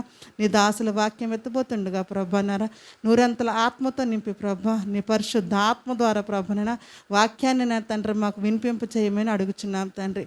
దేవా ఇంతవరకు నువ్వు చేసిన కార్యములు గొప్ప ప్రభునైనా అవి ఎందుకునైనా తండ్రి మేము పనికిరాని వారం అయినప్పుడు కూడా ప్రభా మా పట్ల నువ్వు కృప చూపించి ప్రభా నాయన ఎంతగానో ప్రభా మమ్మల్ని నిలవబెట్టుకుని ప్రభా నాయన నీ మందిరంలో సాక్షులుగా నిలబెట్టడానికినైనా నువ్వు ఇచ్చిన మహాకృపను బట్టి నీకు స్తుతులు స్తోత్రంలో చెల్లించుకుంటున్నామయ్యా తండ్రి. మరి ఇదిగోనైనా వచ్చిన ప్రతి బిడ్డను దీవించండి, ఆశీర్వదించండి అయినా రాలేని బిడ్డలనైనా వేగరంగా తోడుకు రావడానికి నీ సహాయం దయచేయండి. ఇదిగోనైనా వాక్యం ఎత్తబడుతుంది ప్రభా, మా హృదయాలను ఫలింపు చేసుకుని ప్రభా వాక్యం ద్వారానైనా మేము అనుసరించి మా హృదయాలు నీ తట్టు తిప్పుకొని మా ప్రాణ శరీర ఆత్మని స్వాధీనంలో పెట్టుకునండి నైనా తండ్రి. మా కోసం చనిపోయి తిరిగి లేచి మా కోసం రానైనా యేసు నామమున అడిగి వేడుకుంటున్నాను తండ్రి, ఆమేన్. దేవునికి స్తోత్రం కలుగును గాక. హెయిర్కి కొంచెం ట్రీట్మెంట్ కూడా జరిగిందండి. ఆ ట్రీట్మెంట్లో కొన్ని ఇంజెక్షన్స్ కూడా ఇవ్వడం జరిగింది. అందువల్లనే ఈ వారం ఫ్రీగా నేను మాట్లాడలేకపోవచ్చు. కొద్ది రోజులు నన్ను భరించండి, మరి ఇలాగా తప్పదు. మరి ఈ సమయంలో చాలా మంచి సాక్ష్యాన్ని కూడా మనం వినడాన్ని బట్టి నేను చాలా సంతోషిస్తున్నాను. ప్రేమిన వల్ల మరి గతించిన దినంలో చాలా మంచి ప్రార్థన అందరూ కూడా శ్రీవల్లి గారి కోసం చేయడం జరిగింది. ఈరోజు నిజంగా మరి ఆవిడ సజీవ లెక్కల్లో ఉన్నారు అంటే ఇది కేవలం దేవుని యొక్క మహా ఉచితమైనటువంటి కృప. మరి ఈ సంఘం కోసం ఎంతో చేశారు ఈ కుటుంబం. మరి ఆ కుటుంబాన్ని దేవుడు విడిచిపెట్టేస్తాడంటే దేవుడు అంత ఈజీగా విడిచిపెట్టేటువంటి దేవుడు అంత మాత్రం కాదు. గత దినాల్లో మట్టపర్తి ప్రసాద్ గారు కూడా ఆల్మోస్ట్ ఆయన విషయంలో కూడా ప్రవీణ్ చెప్పాడు, ఇక ఆశలన్నీ వదిలేసుకున్నారు. మరి కుటుంబం పట్ల ఏదో ప్రత్యేకమైనటువంటి ప్లాన్ మాత్రం ఖచ్చితంగా ఉంది అని చెప్పాలా. శ్రీవల్లి వారి గురించి ఒక సండే ఆల్మోస్ట్ మీరు నిమిషాల్లో ఉన్నట్లు తెలిసింది ఒక వ్యక్తి ద్వారా. ఆల్మోస్ట్ అంటే ఆ సమాచారం ప్రకారం 99% కన్ఫర్మ్ చేసుకున్నాం ఆమె ఇంకా కనబడరని. ఆ రోజు సండే మనసులో చాలా వేదన పడి ప్రభా ఒక్కసారి జ్ఞాపకం చేసుకొని మాతో చిన్న మాట చెప్పాం. కానీ నిజం చెప్పాలంటే ఆ ఆదివారం నాడే స్వస్థ వచ్చింది ఆవిడకి. ఆల్రెడీ పులిపిట్ మీద ప్రార్థన చేశాం, మీరందరూ చాలా బలంగా ప్రార్థన చేశారు ఆవిడ నాతో కలిసి. ఆ రోజు ఒక సహోదరి ఫోన్ చేసి ఇంక అయిపోయినట్టే అన్నట్లుగా చేస్తే మనసులో మాత్రమే నువ్వు జ్ఞాపకం చేసుకున్నప్పుడు నిజంగా అసలు ఆవిడ బ్రతికొచ్చారంటే అసలు నమ్మలేకపోతున్నాం. అసలు మార్నింగ్ రావగానే ఫస్ట్ ఆవిడే ఉన్నారు, ప్రార్థన చేసుకుంటున్నారు అలాగా. ఎందుకంటే ఆ కుటుంబంలో చాలా నమ్రత కలిగినటువంటి వ్యక్తి ఆవిడ. అందరూ బాగుండాలని కోరుకునే వ్యక్తి, చాలా మంచి ప్రేమ కలిగినటువంటి కుటుంబం. అయితే ఆ కుటుంబంలో శ్రీవల్లి గారు చాలా మంచి ప్రేమ కలిగినటువంటి వారు. అంటే ఆ కుటుంబంలో కంఫర్టబుల్గా మాట్లాడగలిగేటువంటి వ్యక్తి ఆవిడ కూడా శ్రీవల్లి గారు. మరి అటువంటి వారిని దేవుడు విడిచిపెట్టలేదు. మరి అందుని బట్టి ప్రభువుని స్తుతిస్తూ శ్రీవల్లి గారికి ఇంకా మంచి ఆరోగ్యం ఇవ్వాలని అందరం ప్రార్థన చేద్దాం. దేవునికి స్తోత్రం కలుగును. హల్లెలూయా చెప్తాం ఒకసారి, హల్లెలూయా. ఈరోజు మన వాక్య భాగం మత్తయి సువార్త 4వ అధ్యాయం 1 నుంచి 11 వచ్చిన ముఖ్యంగా రెండు భాగాలు చదువుకున్నప్పుడు కూడా ముఖ్య భాగం ఇదే. మరి ఇందు నుంచి కొన్ని విషయాలు నేను మీతో సమయానుకూలంగానే నేను మాట్లాడాలని ఆశపడుతున్నాను. దేవుని బిడ్డలారా, ఈ మత్తయి సువార్తలో మనం చదివినటువంటి వాక్య భాగంలో యేసుక్రీస్తు ప్రభువారు ఈ శోధించబడినటువంటి యొక్క సందర్భాన్ని మనము చూడగలుగుతాం. అందుకనే మరి ఈ యొక్క నా ప్రసంగానికి నేను ఇచ్చినటువంటి టైటిల్ ఏమిటంటే శోధన కాలం. శోధన కాలం లైక్ ఎండాకాలం, వానాకాలం, చలికాలం లాగా శోధన కాలం, పరీక్షాకాలం. ఇప్పుడు పిల్లల్ని అడిగితే వాళ్ళ ఫీవర్ ఎలాంటిదో మనం చెప్పగలుగుతాం. 4వ అధ్యాయము 1వ వచనం మనం చూసినప్పుడు, అప్పుడు యేసు అపవాది చేత శోధింపబడుటకు ఆత్మ వలన అరణ్యమునకు కొనిపోబడు. ఆత్మ వలన అరణ్యమునకు కొనిపోబడు అని యేసుక్రీస్తు ప్రభువారు శోధించబడడానికి అరణ్యానికి కొనిపోబడ్డారని వాక్యం సెలవిస్తూ ఉన్నారు. ఇక్కడ ఈ 1వ వచనంలో మనం చూసినప్పుడు, ఈ 2వ వచనంలో చూసినప్పుడు 40 దినములు 40 రాత్రులు ఉపవాసం ఉండిన పిమ్మట ఆయన ఆకలి కొనగా ఆ శోధకుడు ఆయన యొద్దకు వచ్చి అనే మాటను మనం చూస్తాం 4:3లో స్టార్టింగ్ భాగంలో. అది చూసినప్పుడు యేసుప్రభు ఆ 40 డేస్ మరి ఎలా ఉన్నారు? ఇక్కడ మత్తయి సువార్తలో మనం చూసినప్పుడు యాక్చువల్గా ఈ విషయాన్ని యేసుక్రీస్తు ప్రభు వారు శోధించబడినటువంటి సందర్భాన్ని మత్తయి సువార్త, మార్కు సువార్త, లోకా సువార్త, ఇక్కడ 3 సువార్తలు కూడా గ్రంథస్థం చేశారు వాళ్ళు. ఇక్కడ మత్తయి సువార్తలో చూసినప్పుడు ఏం కనబడుతుంది అంటే, ఆయన 40 దినాలు అయిపోయిన తర్వాత శోధకుడు వచ్చాడు అనేటువంటి మాట మనకు కనబడుతుంది. అదే మరి మార్కు సువార్త 1వ అధ్యాయము 13వ వచనం కూడా ఒకసారి చూద్దాం. ఆయన సాతాను చేత శోధించబడుచు అరణ్యములో 40 దినములు. ఇక్కడ అందుకని మనం సువార్తలు, అందుకని సమదృక్పథ సువార్తలు అంటాం కదా, సినాప్టిక్ గాస్పల్స్ అంటాం. మాథ్యూ, మార్క్ అండ్ లూక్, ఈ 3 సువార్తల్ని సమదృక్పథ సువార్తలు. అందుకని కొన్నిసార్లు ఒక సువార్తలు చూసినప్పుడు ఒక విషయం మనకి అర్థం కాదు. అలాంటప్పుడు ఏం చేయాలంటే వేరే సువార్తలు మనం చూడాలి. సిన్ ఆప్టిక్ అంటే అర్థం ఏంటంటే, ఆప్టిక్ అంటే కనబడడం, సిన్ అంటే ఒకే విధంగా, అంటే ఒకే విధములుగా కనబడేటువంటి 3 సువార్తలు అన్నమాట. అంటే ఈ మత్తయి సువార్తికుడు రాసిందే మార్కు, లోకా చాలా విషయాలు వారు గ్రంథస్థం చేశారు. ఒకవేళ లూకాలో రాయబడినటువంటి మాట మత్తయి, మార్కుల్లో కూడా గ్రంథస్థం చేయడం జరిగింది. ఎందుకంటే చాలా విషయాలు ఈ 4 సువార్తలు అయినప్పుడు కూడా 3 సువార్తల్లో మనకు చాలా విషయాలు ఈక్వల్గా కనబడతాయి. అందుకని సినాప్టిక్ గాస్పల్స్ అంటాం. అందుకనే ఈ యోహాను సువార్తకు వచ్చేసరికి అది this is not one of the synoptic gospels, but this is an another kind of gospel. యోహాను సువార్త వేరొక గాస్పల్, అది సినాప్టిక్. ఈ 3 సినాప్టిక్. అందుకనే మత్తయిలో కనబడినటువంటి విషయం మనం చూసినప్పుడు, నాకు ఈ 4వ అధ్యాయం 1వ వచనం చూసినప్పుడు నాకు డౌట్ కలిగింది. మరి ఈ 40 దినాలు తర్వాత శోధకుడు వచ్చి ఈ రాళ్ళు రొట్టెలగునట్లుగా ఆజ్ఞాపించు అని చెప్పడం కనబడుతుంది కదా, మరి ఆ శోధకుడు ముందు వచ్చాడా లేదా? ఈ 40 దినాలు ఏమైపోయి అని చూసినప్పుడు మార్కు సువార్త మనకు కనబడుతుంది, సాతాను చేత ఆయన అరణ్యంలో శోధించబడుచు ఉన్నాడనేటువంటి మాట.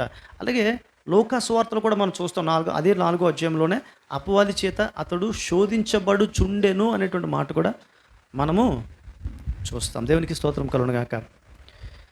సరే, శోధన అనేటువంటి మాట మనం చూస్తున్నాం. శోధన కాలం అనేటువంటి ఒక టైటిల్ మనం చూస్తుంటున్నాం కదా. శోధన కాలం అంటే ఒక అంశం, టైటిల్ ఇన్ ద సెన్స్ అంశం అనమాట.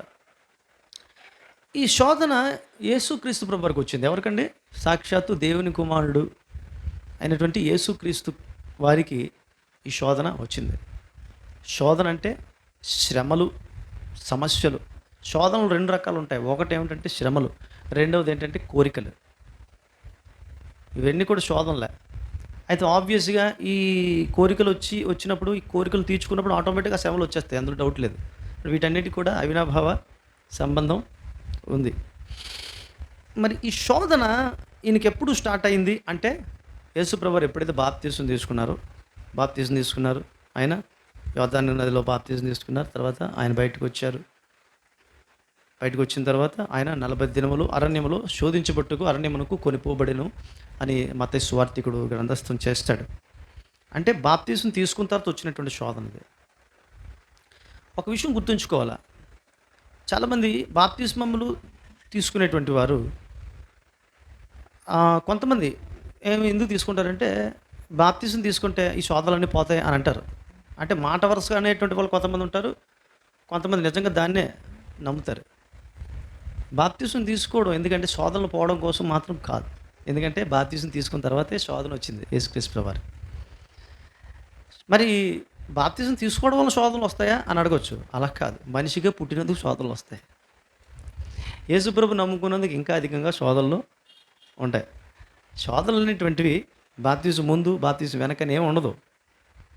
కాకపోతే ఇక్కడ యేసుక్రీస్తు ప్రభు వారికి వచ్చినటువంటి శోధనకు ఒక ప్రత్యేకమైన ప్రణాళిక మాత్రం ఉందనే విషయం మాత్రం మనం గుర్తుంచుకోవాలి. అయితే ఒక విషయం గుర్తుంచుకోవాలి, ఏమిటంటే యేసుక్రీస్తు ప్రభువారినే అంతటి వాడినే అపవాది శోధిస్తే మరి సామాన్యుల పరిస్థితి అంటే నీలాంటోడు నాలాంటోడు సంగతి ఏమిటి అని కానీ మనం ఆలోచన చేసినట్లయితే, అసలు అక్కడ గమనించినట్లయితే ఆశ్చర్యకరమైనటువంటి విషయం ఏమిటంటే యేసుక్రీస్తు ప్రభువారు ఆయన ఈ శోధన ఎదుర్కొనేటువంటి సమయానికి ఆయన స్టేటస్ ఏమిటో చూడాలి మనం. ఏమిటో స్టేటస్? ఆయన లోకస్వార్థికుడు అంటాడు, ఆయన పరిశుద్ధాత్మ పూర్ణుడై, అంటే he's full of the spirit. English బైబిల్లో ఉంటుంది పరిశుద్ధాత్మ పూర్ణత్వం. అంత అర్థం ఏంటంటే కలిగి, అంటే పరిశుద్ధాత్మ చేత నింపబడి అని అర్థం. యేసుక్రీస్తు ప్రభువారు పరిశుద్ధాత్మ చేత నింపబడి ఎలాగ వెళ్ళారంట? ఆత్మ చేత కొనిపోబడి ఉంటుంది. 4వ అధ్యాయం 1వ వచనం మత్తయి సువార్త. అక్కడికి చాలా గమ్మత్తుగా ఉంటుంది ఆ విషయం. ఏముంటుంది? ఆత్మ చేత ఏమంటమా? ఎస్, ఆత్మ వలన అరణ్యమునకు కొనిపోబడిన. స్పెషల్గా ప్రత్యేకంగా శోధించబడ్డానికి యేసుక్రీస్తు ప్రభువారు ఎవరి చేత? సాతాను చేత కాదు. సాతాను కొనిపోలేదు అరణ్యానికి. దేవుడే, తండ్రే కుమారుడిని అరణ్యమునకు శోధించబడ్డానికి కొనిపోయాను అనే విషయం మనకు క్లియర్గా అర్థము అవుతుంది. శోధన అనేటువంటిది ఒక కాలము, అంటే శోధించబడ్డానికి ఒక సమయం అనేది దేవుడు ఏర్పాటు చేస్తాడు. కొన్ని సందర్భాల్లో శోధన సమయం, ఆ సమయం ఎంతకాలం ఉంటుందో తెలియదు. ఐగుప్తుకు వచ్చేసారు కదా యోసేపు, యాకోబు, తన పరివారం అందరూ కలిసి 70 మంది ఎక్కడికి వచ్చేసారు? ఐగుప్తుకు వచ్చేసారు. అక్కడ సెటిల్ అయిపోయారు. అక్కడి నుంచి 20 లక్షల మంది అయిపోయారు. ఎవరు? ఇశ్రాయేల్ ప్రజలు. ఎక్కడ? ఐగుప్తులో. ఐగుప్తులో ఎక్కడ? గోషెన్ అనేటువంటి సమృద్ధి అయినటువంటి ప్రాంతంలో 20 లక్షల మంది అయిపోయారు. వాళ్ళు అక్కడ ఎంతకాలం ఉన్నారు? 400 సంవత్సరాలు అని ఆదికాండం 15 అధ్యాయం 13వ వచనంలో ఉంటుంది. అదొక ప్రవచనం. అక్కడ వాళ్ళు 400 సంవత్సరాలు ఉంటారని ప్రవచనం ఉంటుంది.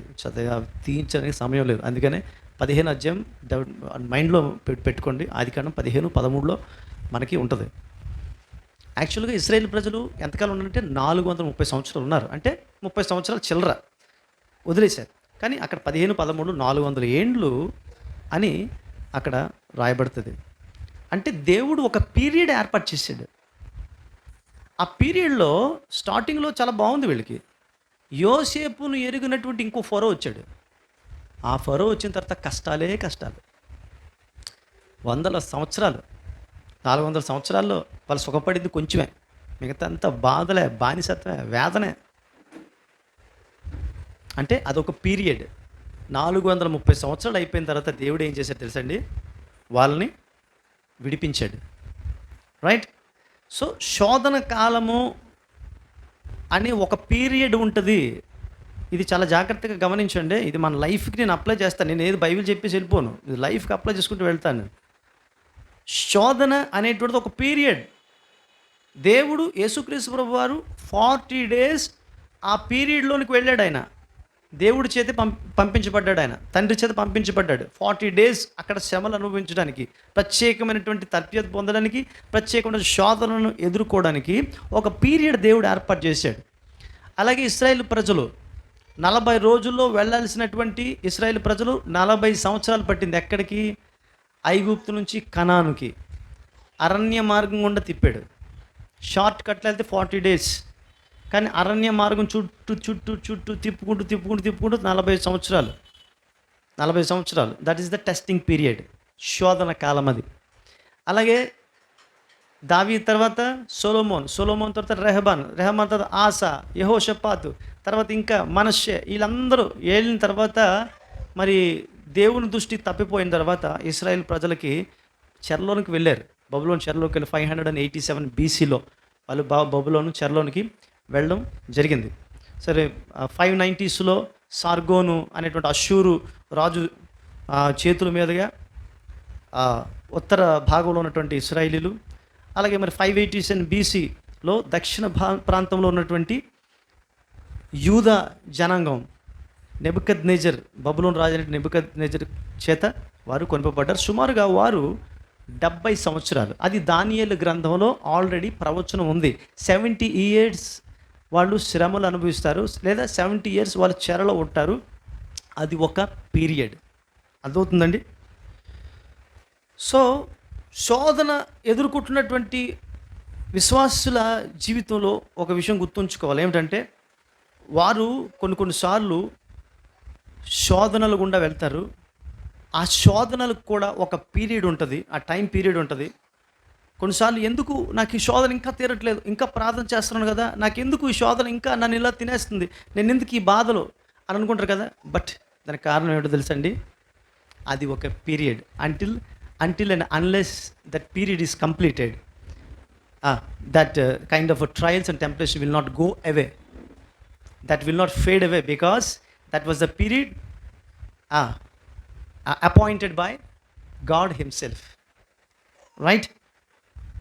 సరే, మరి ఈ శ్రమలు ఎందుకు దేవుడు అనుమతిస్తాడు, లేదా ఈ శ్రమల కాలం అనేటువంటిది ఎందుకు దేవుడు ఏర్పాటు చేస్తాడు, లేదా ఈ శ్రమల కాలం అనేటువంటి దాన్ని దేవుడు ఎందుకు అనుమతించాడు అని ఆలోచన చేస్తే, లాస్ట్ టైం ఒకసారి మీకు జ్ఞాపకం చేశాను. ఒక ఫ్యామిలీలో ఒక భార్య భర్తలు ఉన్నారు. ఆ భార్య భర్తలకి చాలా కాలం నుంచి పిల్లలు లేరు. పిల్లలు లేకపోతే వారు మొత్తానికి కొంతకాలం అయింది ప్రార్థన చేశారు. ప్రార్థన చేసిన తర్వాత వాళ్ళకి ఒక బిడ్డ కలిగాడు. బిడ్డ కలిగితే ఆ బిడ్డకి ఒక విచిత్రమైనటువంటి జబ్బు ఉంది.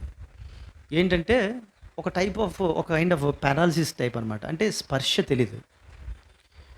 అప్పుడు డాక్టర్ గారు ఏమన్నారంటే, ఈ బిడ్డ ఎదుగుతున్న కొలది కూడా సెట్ అయ్యేటువంటి అవకాశాలు ఉన్నాయి అని డాక్టర్ గారు చెప్పడం జరిగింది. మరి దీనికి ఎటువంటి మెడికేషన్ చేయించాలి, ఎటువంటి సర్జరీస్ ఉన్నాయంటే, దీనికి ఏం మెడికేషన్ లేదు, దీనికి ఏ సర్జరీ కూడా లేదు. కానీ మీరు చేయాల్సింది ఒకటే, ఏమిటంటే మీ బిడ్డని లేవగానే అవకాశం ఉన్నప్పుడల్లా గట్టిగా గెలుతూ ఉండడం అన్నమాట. గిలుతూ ఉంటే అలాగా మొత్తానికి అది స్పర్శ తెలిసేటువంటి అవకాశాలు ఉంటాయి. ఒకరోజు ఆ బిడ్డకి స్పర్శ తెలుస్తుంది. కాబట్టి మీరు లేచి లేవడంతో అప్పుడప్పుడు లెంపకాయలు కూడా కొట్టండి, గట్టిగా గిల్లండి అని చెప్పాడు. సో అలా చేసిన తర్వాత ఆ బిడ్డకి కొంతకాలం తర్వాత ఆ బిడ్డకి స్పర్శ వచ్చింది. కొన్నిసార్లు మన జీవితంలో దేవుడు ఈ గిళ్ళుళ్ళు, గిచ్చుళ్ళు, దవడ మీద పగలు గొట్టుళ్ళు చేస్తాడు. అలాగైతేనే మనము సెట్ అవుతాం. అది ఇట్స్ ఏ కైండ్ ఆఫ్ ఒక విధమైనటువంటి టెస్టింగ్ పీరియడ్ అన్నమాట.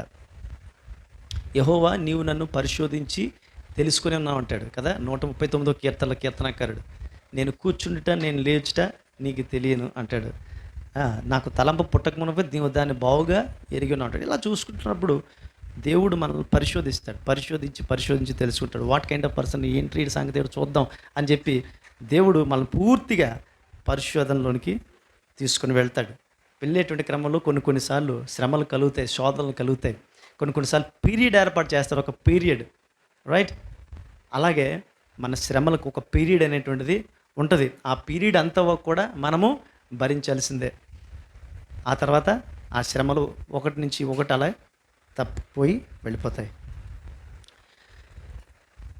సో ఈ శ్రమలు మనకేం చేస్తాయి తెలుసండి, మన ఆత్మీయ జీవితానికి తోడ్పడతాయి. ఆత్మీయ జీవితంలో హైప్లోకి వెళ్ళడానికి, ఉన్నత స్థితిలోకి వెళ్ళడానికి తోడ్పడతాయి.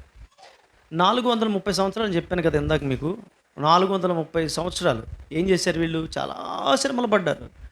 ఎన్న శ్రమలు పడ్డాడు. ప్రభువా ప్రభువా అని ఇలాగా కేకలేసి ప్రార్థన చేసేటువంటి స్థితిలోకి వెళ్ళిపోయారు ఇశ్రాయేలు. ఎందుకంటే బానిసలు అయిపోయారు, భయంకరమైన బానిసత్వం. అప్పుడు కీర్తనకారుడు రాస్తాడు, కష్టకాలమున వారు యెహోవాకు మొర్ర పెట్టగా ఆయన వారి మొరను ఆలకించిన. 107వ కీర్తన చూస్తే మొత్తం అంతా కూడా చూసినట్లయితే వాళ్ళు ఏమి చేశారు, అక్కడ ఏ సమస్యలు ఎదుర్కొన్నారు, ఆ తర్వాత కష్టకాలంలో వారు యెహోవాకు మొరపెట్టగా ఆయన వరకు. అలాగా కష్టకాలంలో వారు యెహోవాకు మొరపెట్టి ఎన్నోసార్లు ఆ యొక్క విషయం రాయబడుతుంది అన్నమాట. అంటే 430 సంవత్సరాలు కూడా వారు అన్ని శ్రమలు వారు ఎదుర్కొన్నారు. తర్వాత అరణ్యంలో కూడా వారు అటువంటి శ్రమలనే ఎదుర్కొన్న తర్వాత వాళ్ళు ప్రార్థనలు చేసినప్పుడు, వారు దేవుణ్ణి తెలుసుకుంటున్నప్పుడు, దేవుని ఎవరైతే తెలుసుకుని ఉంటున్నారో, దేవునికి ఎవరైతే ప్రార్థన చేస్తూ ఉంటున్నారో, ఎవరో ఆత్మీయంగా ఎవరైతే బలపడి ఉంటున్నారో వారిని మాత్రం దేవుడు సర్వైవ్ అవ్వడానికి అవకాశం కల్పించాడు. అన్ఫార్చునేట్ థింగ్ ఏమిటంటే 40 సంవత్సరాలు ఇశ్రాయేలు ప్రజలు అరణ్యంలో నడిచినప్పుడు యెహోషువ కాలేబు తప్పిస్తే ఇంకెవరూ కూడా, అంటే మోషే అంటే పక్కన పెట్టండి, మోషే అంటే అతను ఉన్నతమైన స్థితిలోకి వెళ్ళినటువంటి వాడు, అతని గురించి మనం ఎవరు కూడా పేరు పెట్టడానికి అవకాశం లేదు. కాకపోతే అతను కనాన్లోనికి వెళ్ళలేదు. కానీ కనాన్లోనికి వెళ్ళకపోయినప్పుడు యెహోషువ కంటే కాలేబు కంటే మహాపరిశుద్ధుడు ఆయన. అసలు ఆ యెహోషువ కానీ లేకపోతే ఈ కాలేబు కానీ వీరిరువురు ఇద్దరిలో ఎవరో కూడా మోషే దగ్గర నిలబడడానికి అవకాశం లేదు. కాకపోతే దేవుడు ఒక ప్రత్యేకమైనటువంటి ప్రణాళిక చొప్పున కనాన్లోనికి ప్రవేశం చేయలేదు. కానీ ఆ తరం వారిలో ఎవరు, ఏ తరం వారిలో, యెహోషువ కాలేబు ఆ తరం వారిలో వారు తప్పించి ఇంకెవరు వెళ్ళలేదు. మిగతా వెళ్ళినటువంటి వాళ్ళందరూ కూడా నెక్స్ట్ జనరేషన్ వాళ్ళు మాత్రమే కనాన్లోనికి వెళ్ళడం జరిగింది. రైట్, మిగతా వాళ్ళందరూ కూడా అరణ్యంలో రాలిపోయారు. దానికి కారణం ఏంటంటే శోధన కాలంలో వారు నిలబడలేకపోయారు. చిన్న భోజనం లేకపోయినా అలిగేవారు, శనిగేవారు. లేకపోతే దాహం వేసినా శనిగేవారు, మాంసం లేకపోయినా సరిగేవారు. చిన్న ప్రాబ్లం వస్తే ప్రతి దానికి శనిగేవారు అనమాట.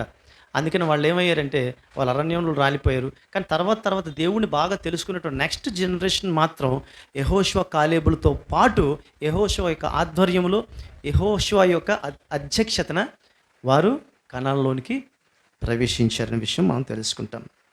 సో మనకి శ్రమలు మనకు శ్రమలు ఎప్పుడు కూడా మేలు చేస్తాయి అనేటువంటి విషయం ఎప్పుడు గుర్తుంచుకోవాలి. శ్రమ కలగక మునుపు నేను త్రోవ విడిచితిని, ఇప్పుడు నీ వాక్యమును అనుసరించి నేను నడుచుకుంటున్నాను అంటాడు 119వ కీర్తన 67వ వచనంలో. నీ కట్టడలను నేను ధ్యానించినట్లు శ్రమ కలిగి ఉండుట నాకు మేలాయని అంటాడు. అదే 119వ కీర్తన 11వ వచనంలో. సో ప్రియ దేవుని బిడ్డల, శ్రమలు ఎప్పుడు కూడా మనకు మేలు చేస్తాయి, హాని చేయవు. మనం ఆత్మీయంగా ఒక ఉన్నత స్థానానికి వెళ్ళడానికి అవి తోడ్పడతాయి. సరే, యోబు గ్రంథంలో అంటాడు, వ్యాధి చేత మంచం ఎక్కుట వలన ఒకని ఎముకలలో ఎడతెగక నీ నొప్పులు కలుగుట వలన అతడు శిక్షణము నొందురు అంటాడు. కాబట్టి నాకు ఇది చాలా నచ్చేటువంటి గొప్ప అద్భుతమైనటువంటి విషయం. వ్యాధి చేత మంచం ఎక్కడం వలన ఎముకలు నొప్పి అయితే ఎప్పుడైతే కలుగుతుందో ఆ వ్యక్తిలో ఏమొస్తుంది, ఆత్మీయాన్యోన్యత, ఆత్మీయంగా ఎదగాలి, లేదా దేవుణ్ణి కనుగోవాలి, దేవుణ్ణి వెతకాలి అనేటువంటి ఆలోచన కలిగి ఉంటాడు. ఎడతెగ నొప్పులు కలుగుట వలన అతను ఏమంటాడు, శిక్షణము పొందునని ఉంటాడు. అంటే ట్రైనింగ్ పీరియడ్ అనమాట. అంటే కొన్నిసార్లు మనకు నొప్పులు వస్తాయి జరుగుతుంది కదా, లేకపోతే కొన్నిసార్లు ఒక 3 మాసాలు కాలు చెయ్యి విరిగిపోద్ది కదా, కాలు చెయ్యి విరిగిపెట్టి పడుకోబెడతారు మంచం మీద, ఏ 7 స్టార్ హాస్పిటల్లోనే ఎక్కడో.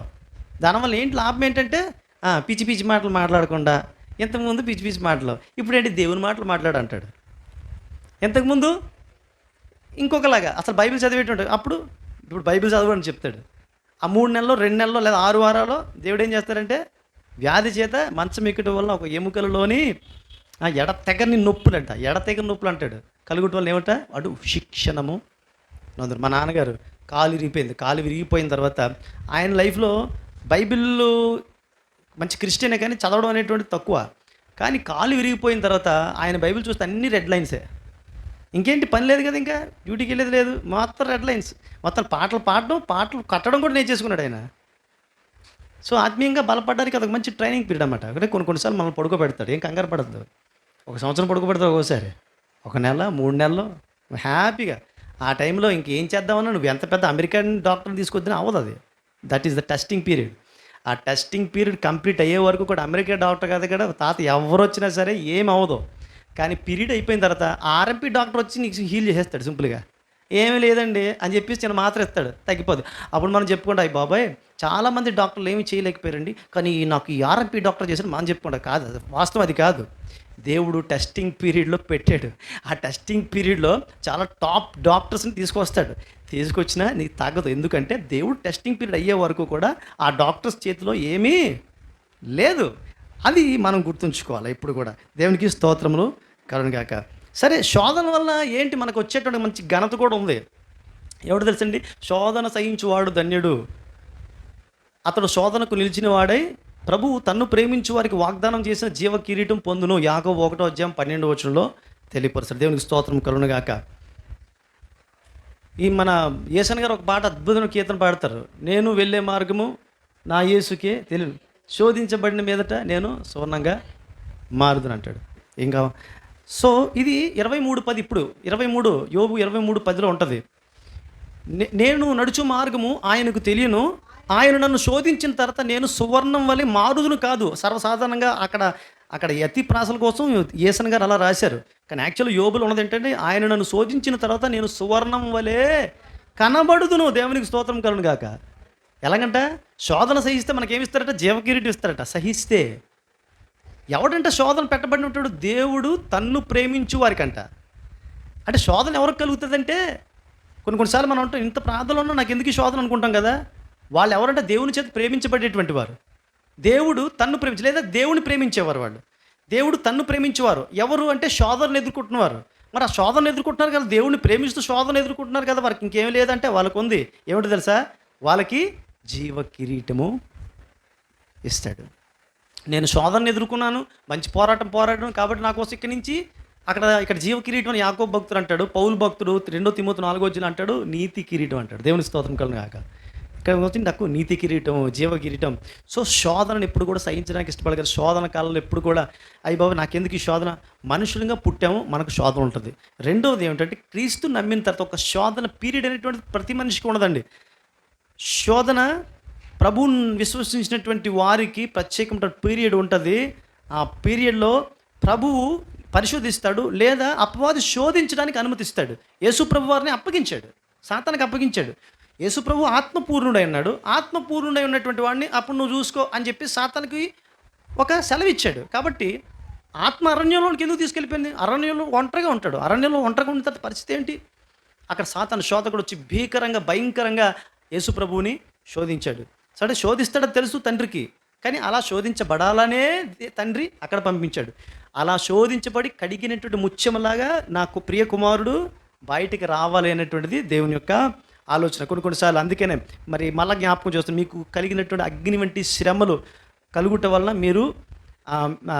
మీరు ఏమీ కూడా మీకు చింతపడక్కర్లేదు. కానీ రేపు మీ ముందు మీరు ఎదుర్కోబోయేటువంటి ఆ దేవుని యొక్క మహిమ ముందు ఈ యొక్క అగ్ని వంటి శ్రమలు ఏవైతే ఉన్నాయో అవన్నీ కూడా దిగదూడిపోయినటువంటి విషయాన్ని పేతురు భక్తుడు తెలియపరుస్తూ దేవునికి స్తోత్రం కలుగునుగాక. సో మరి ఈ శోధన కాలాన్ని మనం ఎలా తట్టుకోవాలి? సో శోధనలో వచ్చేటువంటి ఘనత మనకు ఉంది. సరే, మరి మనుషులం కదా, మరి శోధన కాలంలో మనుషులం అంటే శోధన ఎంత భయంకరం అంటే అంత ఈజీ కాదు. ఇక చెప్పేటువంటి యేసు ప్రభు వారికి ఈజీ కాలేకపోయింది. ఎందుకంటారా? యేసు ప్రభు వారే ఇంకా అది తట్టుకోలేక తండ్రి నిశ్చిత్తమైతే గిన్నె అంటే ఈ సిలువ అనేటువంటి పాత్ర ఏదైతే తీసేయని చెప్తాడు. అంటే అంత భయంకరంగా శోధించబడ్డాడు ఒకనొక సందర్భంలో. రైట్? ఈ శోధనలు వచ్చినప్పుడు మనుషులు కదా, మనకి ఖచ్చితంగా కలుగుతాయి. ఒక్కోసారి తిట్టుకుంటాం. నేను దేవుడిని తిట్టిన రోజులు కూడా ఉన్నాయి. ఇంతకుముందు మీకు చెప్పడం కూడా, దేవుడిని నేను బాహాటంగా తిట్టాను కూడా. తల్లిదండ్రుల ముందు తిట్టాను, నేను ఒంటరిగా ఉన్నప్పుడు తిట్టాను. ఇది కామన్గా జరిగేటువంటిది. కానీ ఇలాంటి జరగకుండా చూసుకోవాల్సిన బాధ్యత ఒక విశ్వాసికి ఉన్నది. ఏంటి శోధన కాలం మనం ఎలా తట్టుకోవాలి అంటే, ఫస్ట్ అసలు శోధన కాలంలో అసలు దేవుడు మన స్టేటస్ ఏంటి అని మనం చూస్తే ప్రియమైన ఆశ్చర్యకరమైన విషయం ఏంటో తెలుసా అండి? మన మత్తయి సువార్త 4వ అధ్యాయంలో చూసాం కదా, అరణ్యంలోనికి ఆత్మచేత ఆయన కొనిపోబడ్డాడు అని చూసాం కదా. ఆత్మచేత కొనిపోబడ్డట్టు ఆయన చాలా శోధనలు ఎదుర్కొంటున్నాడని మన లోక సువార్త 4లోని, తర్వాత మార్కు సువార్త 1:12లో మనం చూసాం కదా. అక్కడ జరుగుతున్న విషయం ఏంటో తెలుసండి? యాక్చువల్గా అక్కడ మనం కనబడేది శోధించబడుతున్నాడు, బాధించబడుతున్నాడు, వేధించబడుతున్నాడు అనే విషయం కనబడుతుంది. కానీ అక్కడ తండ్రి యొక్క పరిచర్య కూడా కనబడుతుంది. అక్కడ మార్కు సువార్త 1:12 ఒకసారి చదవండి. అక్కడ వెంటనే పరిశుద్ధాత్మ ఆయనను అరణ్యంలోనికి త్రోసుకొని పోయిను. ఆయన సాతాను చేత శోధించబడుచు. ఎస్, 40 దినములు అడవి మృగములతో కూడెను. మరియు ఇది నోట్ చేసుకోండి, దేవదూతలు. ఎస్, దేవునికి స్తోత్రం కలుగు, హల్లెలూయా. శోధన కాలంలో దేవుడు ఎక్కడికి వెళ్ళిపోలేదండి, దేవుడు అక్కడే ఉంటాడు. దేవుడు పెట్టాల్సిన పెట్టేశాడు, దేవుడు పెట్టాల్సిన పెట్టేశాడు. అర్థమవుతుందండి. ఒకనొక సందర్భంలో అంటే సందర్భం వచ్చింది, చెప్తూ ఉన్నాను. ఒక ఈ చర్చ్ మ్యాటర్ల విషయంలోనే, చర్చ్ మ్యాటర్స్ విషయంలోనే చాలా పీక్ స్టేజ్లోకి వచ్చాం. పీక్ స్టేజ్ అంటే ఇంకా ఎవరి ప్రాణాలనే పోతాయా అనేటువంటి స్థితిలోకి వచ్చేసాం. స్థితిలోకి వచ్చేసినప్పుడు, అంటే ఇది సందర్భం వచ్చింది కాబట్టి జస్ట్ జ్ఞాపకం చేస్తున్నాను. ఆ టైంలో ఒక రాత్రి మీకు చెప్పాను కదా, ఒక సహోదరుడు నా మీద కత్తి కట్టి, అంటే ఏదైనా చేస్తాను అనేటువంటి రీతిలో ఆ వ్యక్తి చెప్పినట్లుగా మన వాళ్ళు చెప్పారు. ఆ టైంలో ఆ రోజు రాత్రి చాలా ఒక విధంగా భయంతో గడిపాం మేము, నిజం చెప్పాలంటే. గడిపినప్పుడు మాకు తెలియని విషయం అంటే, దేవుడు తన పనులు చేసుకుంటూ పోతూ ఉంటాడు. దేవుడు ఎలా పనులు చేస్తున్నాడో తన బిడ్డలను ఏర్పాటు చేస్తాడు. ఆ రోజు కొంతమంది ఫోన్స్ కూడా నాకు అందుబాటులో రాలే. కానీ తర్వాత తెలిసిన విషయం ఏమిటంటే, మన ప్రవీణ్ పాస్టర్ గారు ఆ రోజు మాకు కూడా కాలరాత్రి అని, మాకు నిద్ర లేదు, నేను చుట్టూ మా కుర్రోళ్ళని పెట్టానండి. ఆ విషయం నాకు తెలియదు, తర్వాత తెలిసింది ఆ విషయం. ఎందుకంటే ఏ టైంలోనైనా ఏమైనా అఘాయిత్యానికి పాల్పడేటువంటి ప్రమాదం ఉంది అనే ఆలోచనతో ఎందుకు సందర్భంగా చెప్తా ఉన్నాను.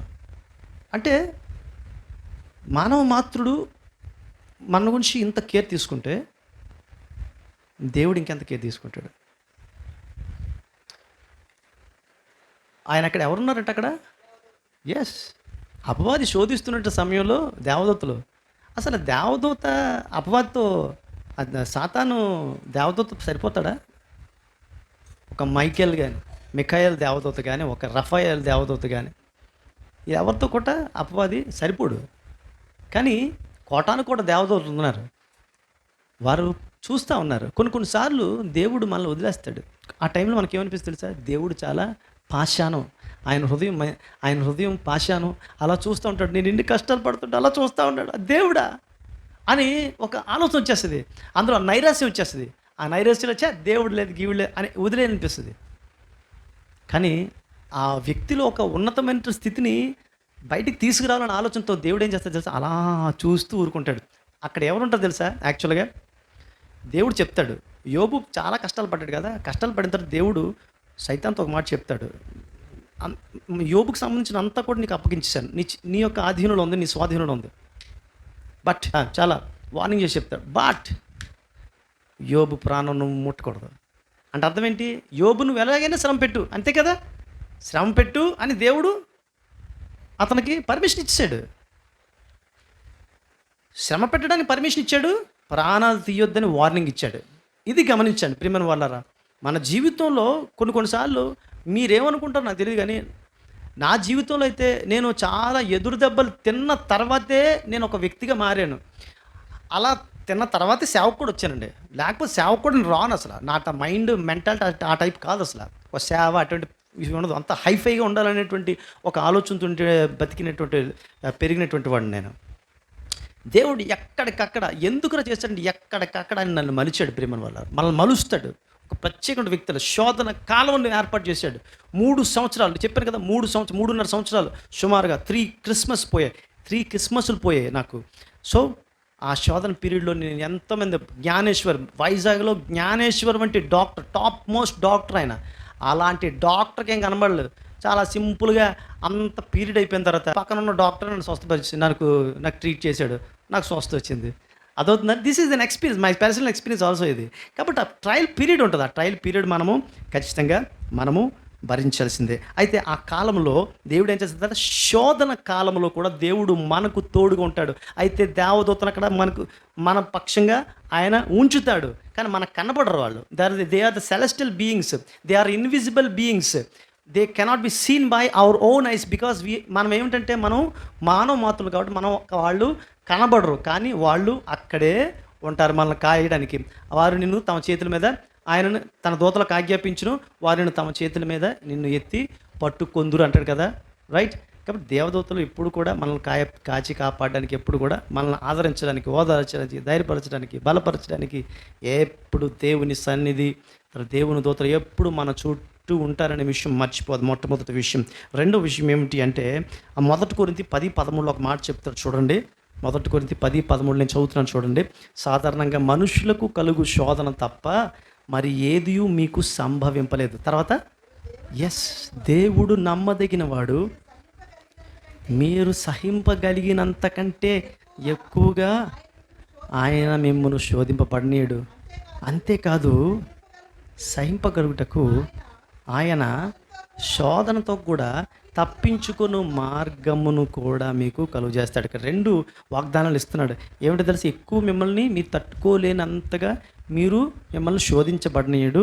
రెండవది ఏంటంటే, మీరు శోధనతో పాటు తప్పించుకునే మార్గాన్ని కూడా దేవుడు ఏర్పాటు చేస్తాడు. ఎందుకంటే ప్రియమైన వాళ్ళరా, దేవాది దేవుడు ఎక్స్పీరియన్స్డ్ గాడ్. మన దేవుడు శోధన ఎలాగుంటుందో తెలుసు. నీకు కడుపు నొప్పి వచ్చింది కదా, దేవుడికి ఏం తెలుసు అని నువ్వు అనుకుంటావు. నిజమే, ఊరి మీద ఉన్న దేవుళ్ళు లేదు ఎవరికైతే వాళ్ళకి తెలియదు. వాళ్ళకి ఎంతసేపు కూడా ఇద్దరిని పక్కన వేసుకొని తల ఏమో తొళ్ళ మీద పెట్టుకుని ఒకడు, తొళ్ళ మీద కాలు పెట్టుకుని పడుకుని ఒకడు ఉంటాడు దేవుడు. 4 చేతులు 10 తలలో. వాళ్ళ దేవుళ్ళకి కడుపు నొప్పులు, ఒళ్ళు నొప్పులు, కాళ్ళ నొప్పులు ఏం తెలియదు. మన యేసుప్రభుకి అన్ని నొప్పులు తెలుసు. నీ ఒళ్ళు నొప్పి ఎలా ఉంటుందో యేసుప్రభు తెలుసు. అందుకని ఆయన శోధించబడి తాను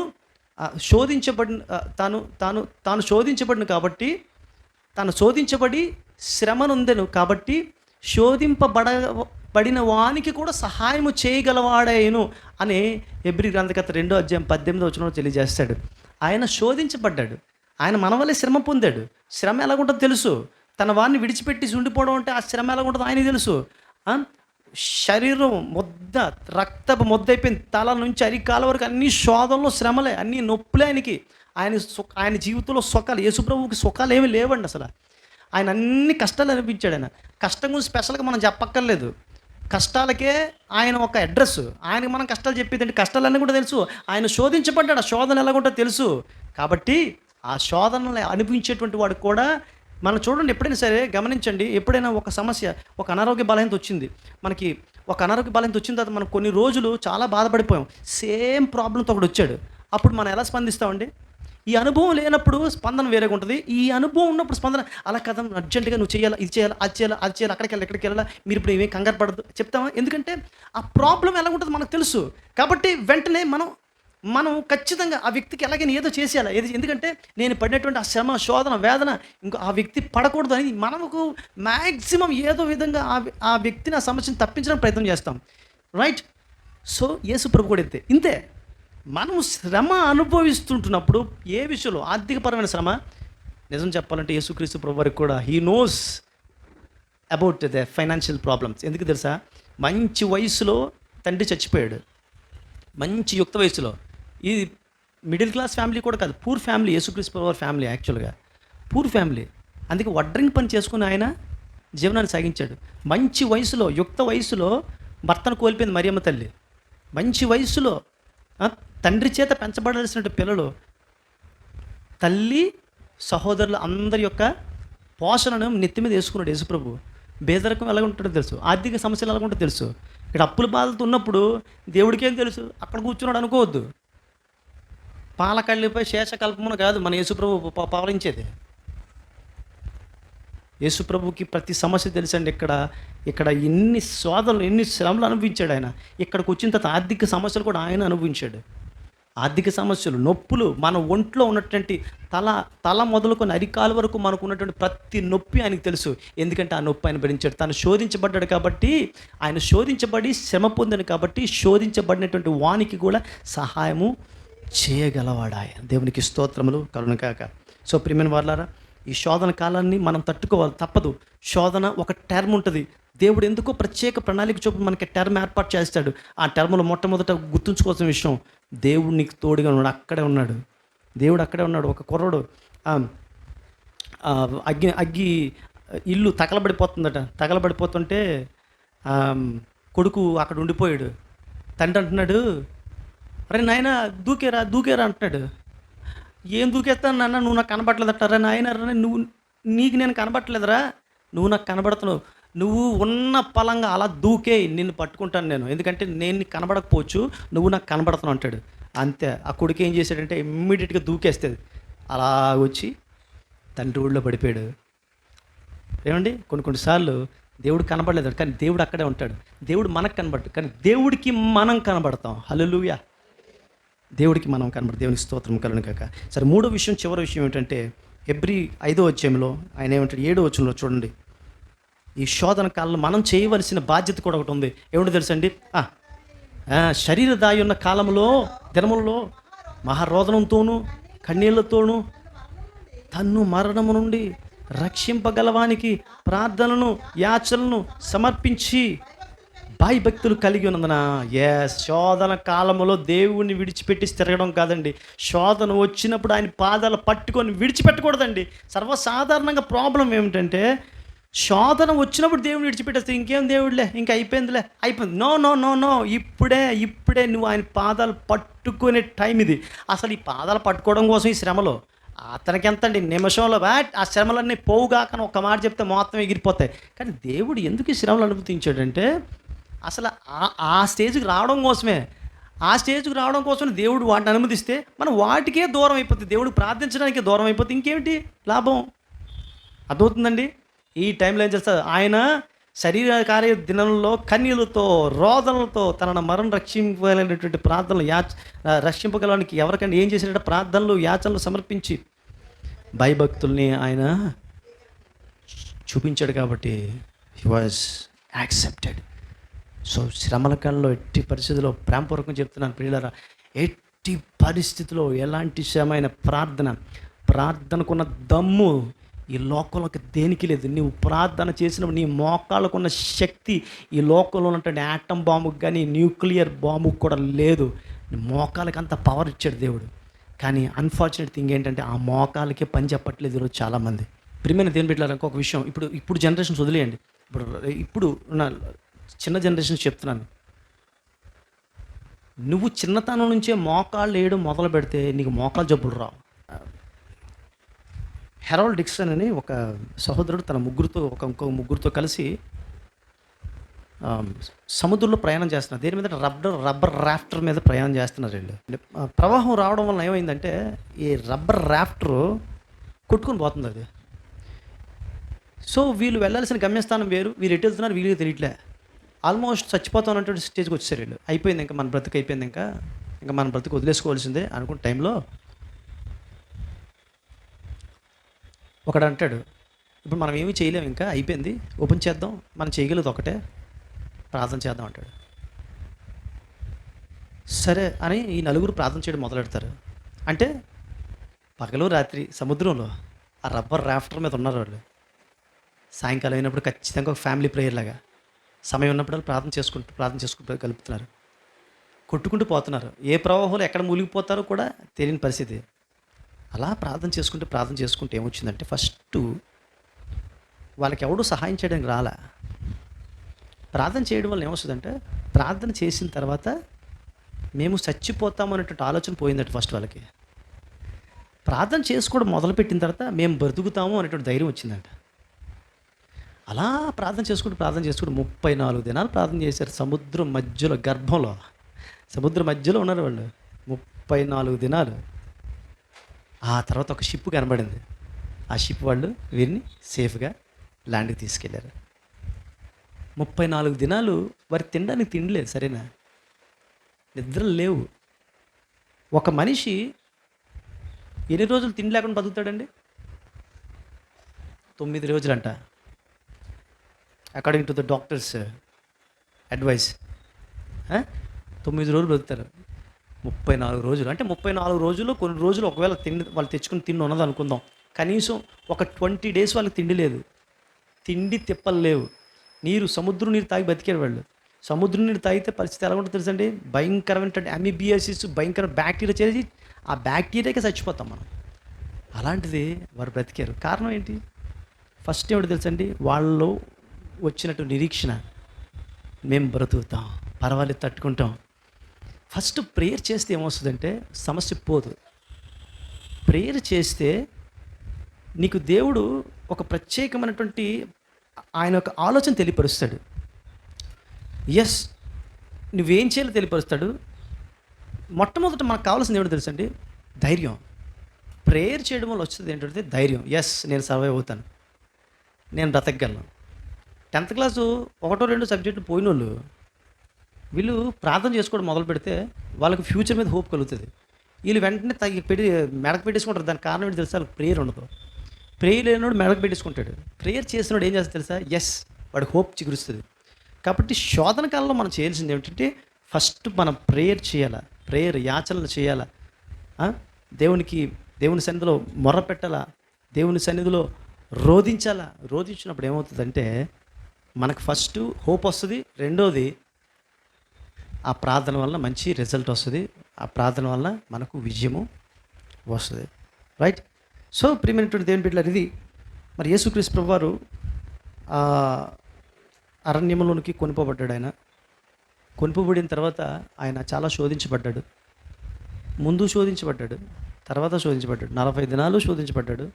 40 దినాలు అయిపోయిన తర్వాత శోధించబడ్డాడు. అది మత్తయి సువార్త ఉంటుంది. 40 దినాలు అయిపోయిన తర్వాత శోధకుడు వచ్చే ఉంటుంది. ఇక్కడ మార్కు సువార్త ఇక్కడ ఏం రాస్తాడంటే ఆ 40 దినాలు స్టార్టింగ్లోనే ఆయనకి ఆ 40 దినాలే శోధనలో ఉన్నాడని. ముందు వెనక శోధనలు ఆయనకి. అయితే లాస్ట్కి వచ్చేసరికి ఏముందంటే అపవాదిని గద్దించి అపవాది అతని నుంచి వెళ్ళిపోయేటట్టు చేశాడు. అంటే శోధనకి ఎప్పుడైతే నిలుస్తామో, అందుకే శోధన సహించేవాడు ధన్యుడు. అతడు శోధనకు నిలిచిన వాడే. శోధన మనం ఎప్పుడైతే సహించడానికి ఇష్టపడతామో ఆ శోధనకు నిలవగలిగే శక్తి కూడా దేవుడిస్తాడు. అర్థమవుతుందండి? సో సంఘం ఒకసారి లేచి నిల్చోండి. శోధన కాలము అనేటువంటిది ఒకటి ఉంటుంది. అంటే ఎన్నిసార్లు ఉంటుందంటే లైఫ్లో ఒకసారి ఉంటుందని కాదు, ఎన్నిసార్లు అయినా ఉండొచ్చు. ఒక టర్మ్ ఉంటుంది. అయితే కొన్నిసార్లు అది మన యొక్క చర్యలను బట్టి, మనం ఎదుగుతున్న విధానాన్ని బట్టి ఆధారపడి ఉంటుంది. దేవుడు అనుకుంటే ట్రయల్ పీరియడ్ ఏర్పాటు చేస్తాడు. దేవుడు ఏ టైంలోనే ట్రయల్ పీరియడ్ ఏర్పాటు చేయొచ్చు. అది ఒకరోజు ఉండొచ్చు, లేదా ఒక ట్రయల్ పీరియడ్ 10 రోజులు, లేదా నెల, లేదా 1 సంవత్సరం కూడా ఉంటుంది. కానీ దేవుడు ఏర్పాటు చేసినటువంటి ట్రయల్ పీరియడ్ని మనం ఎప్పుడు కూడా సమర్థవంతం ఎదుర్కొని ఎక్కడ విశ్వాసాన్ని కోల్పోకుండా ఆ ట్రయల్ పీరియడ్లో యేసుక్రీస్తు ప్రభువారు ఏం చేస్తున్నారంటే ఆయన భీకరంగా ప్రార్థన చేస్తున్నారు దేవుడికి. ఆ టైంలో మనం గుర్తుంచుకోవాల్సిన విషయం, నువ్వు ఎంత ట్రయల్ పీరియడ్లో ఉన్నా నువ్వు దేవుని యొక్క కబంధ హస్తాల్లోనే ఉన్నావు. సాతానికి నీ మీద అధికారం లేదు, కానీ నువ్వు భూమి మీద ఉన్నావు కాబట్టి తాత్కాలికంగా నిన్ను శోధించేటువంటి అధికారం తాత్కాలికంగా దేవుడి నుంచి పొందుకున్నాడు అతను. అది దేవుడిచ్చిన అధికారం. సో నీకు అంతా నీ జీవితంలో అగమ్యం అయిపోయిందని చెప్పేసి, అగమ్య గోచరంగా ఉందని చెప్పేసి సాతానే నీ మీద అధికారం చేస్తున్నాడు, ఇంకా దేవుడు నా దగ్గర రాలేడు, దేవుడు నన్ను విడిపించలేడు అనే ఆలోచన నీకు రావద్దు. ఎందుకు తెలుసా? తాత్కాలికంగా నేను శోధించడానికి అధికారం ఇచ్చినోడు దేవుడు. కానీ నువ్వు దేవుని కబంధ హస్తాల్లో ఉన్నావు. ఎందుకంటే దేవదూతలు పరిచయం చేస్తున్నారు యేసుప్రభుకు. ఆ టైంలో శోధించబడేటువంటి కాలంలో యేసుప్రభు ఆత్మపూర్ణుడై ఉన్నాడు, అంటే తండ్రి చేత నింపబడి ఉన్నాడు. నువ్వు ఎలాంటి శోధనలు ఎదుర్కొంటున్నప్పుడు కూడా ఆ శోధన సమయంలో తండ్రి నీతో కూడా ఉన్నాడు. ఆ తండ్రి దేవదూతలు నీతో కూడా ఉన్నారు అనేటువంటి విషయం మర్చిపోవద్దు. ఆ ట్రయల్ పీరియడ్ పూర్తయ్యే వరకు కూడా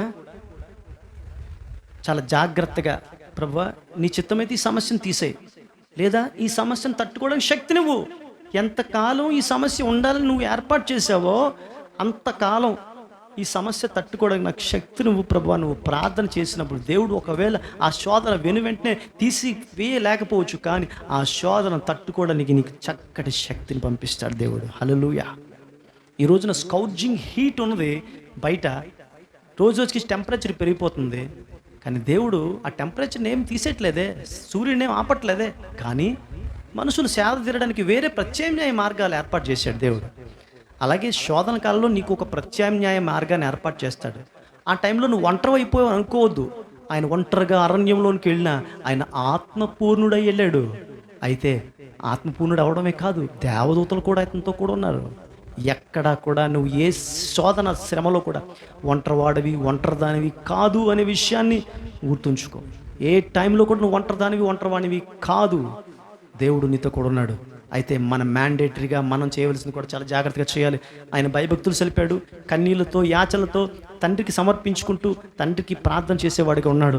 ఆ రీతిగానే మనం కూడా కొనసాగుతాం. దేవుడు తన పరిశుద్ధ వాక్కులు మనం నీకు ఆశీర్వదించి నడిపించగాక. ప్రార్థన చేద్దాం. సర్వశక్తిమంతుడ, ప్రేమగల మా తండ్రి, మా ప్రియ యేసు ప్రభువా నాయన, నీ పరిశుద్ధ పాదములకు లెక్కలేని వందనములు, స్తోత్రములు. టెస్టింగ్ పీరియడ్, ట్రయల్ పీరియడ్ అనేటువంటిది ఇంకా ఖచ్చితంగా దాన్ని ఎవరు తప్పించుకోను. ఏ టైంలో అయినా, ఒకవేళ భవిష్యత్తు ఇప్పుడు ఉంటున్నటువంటి యంగర్ జనరేషన్కి ఈ యొక్క అనుభవం ఏంటో తెలియదు. ఖచ్చితంగా ఫ్యూచర్లో వాళ్ళు ఏదో ఒక స్టేజ్లో ట్రయల్ పీరియడ్లోకి వెళ్తారు. నాయన, ఆ ట్రయల్ పీరియడ్ కోసం ఇప్పటి నుంచే బిడ్డలు సిద్ధపట్టుకు నువ్వు సహాయం దయచేయండి.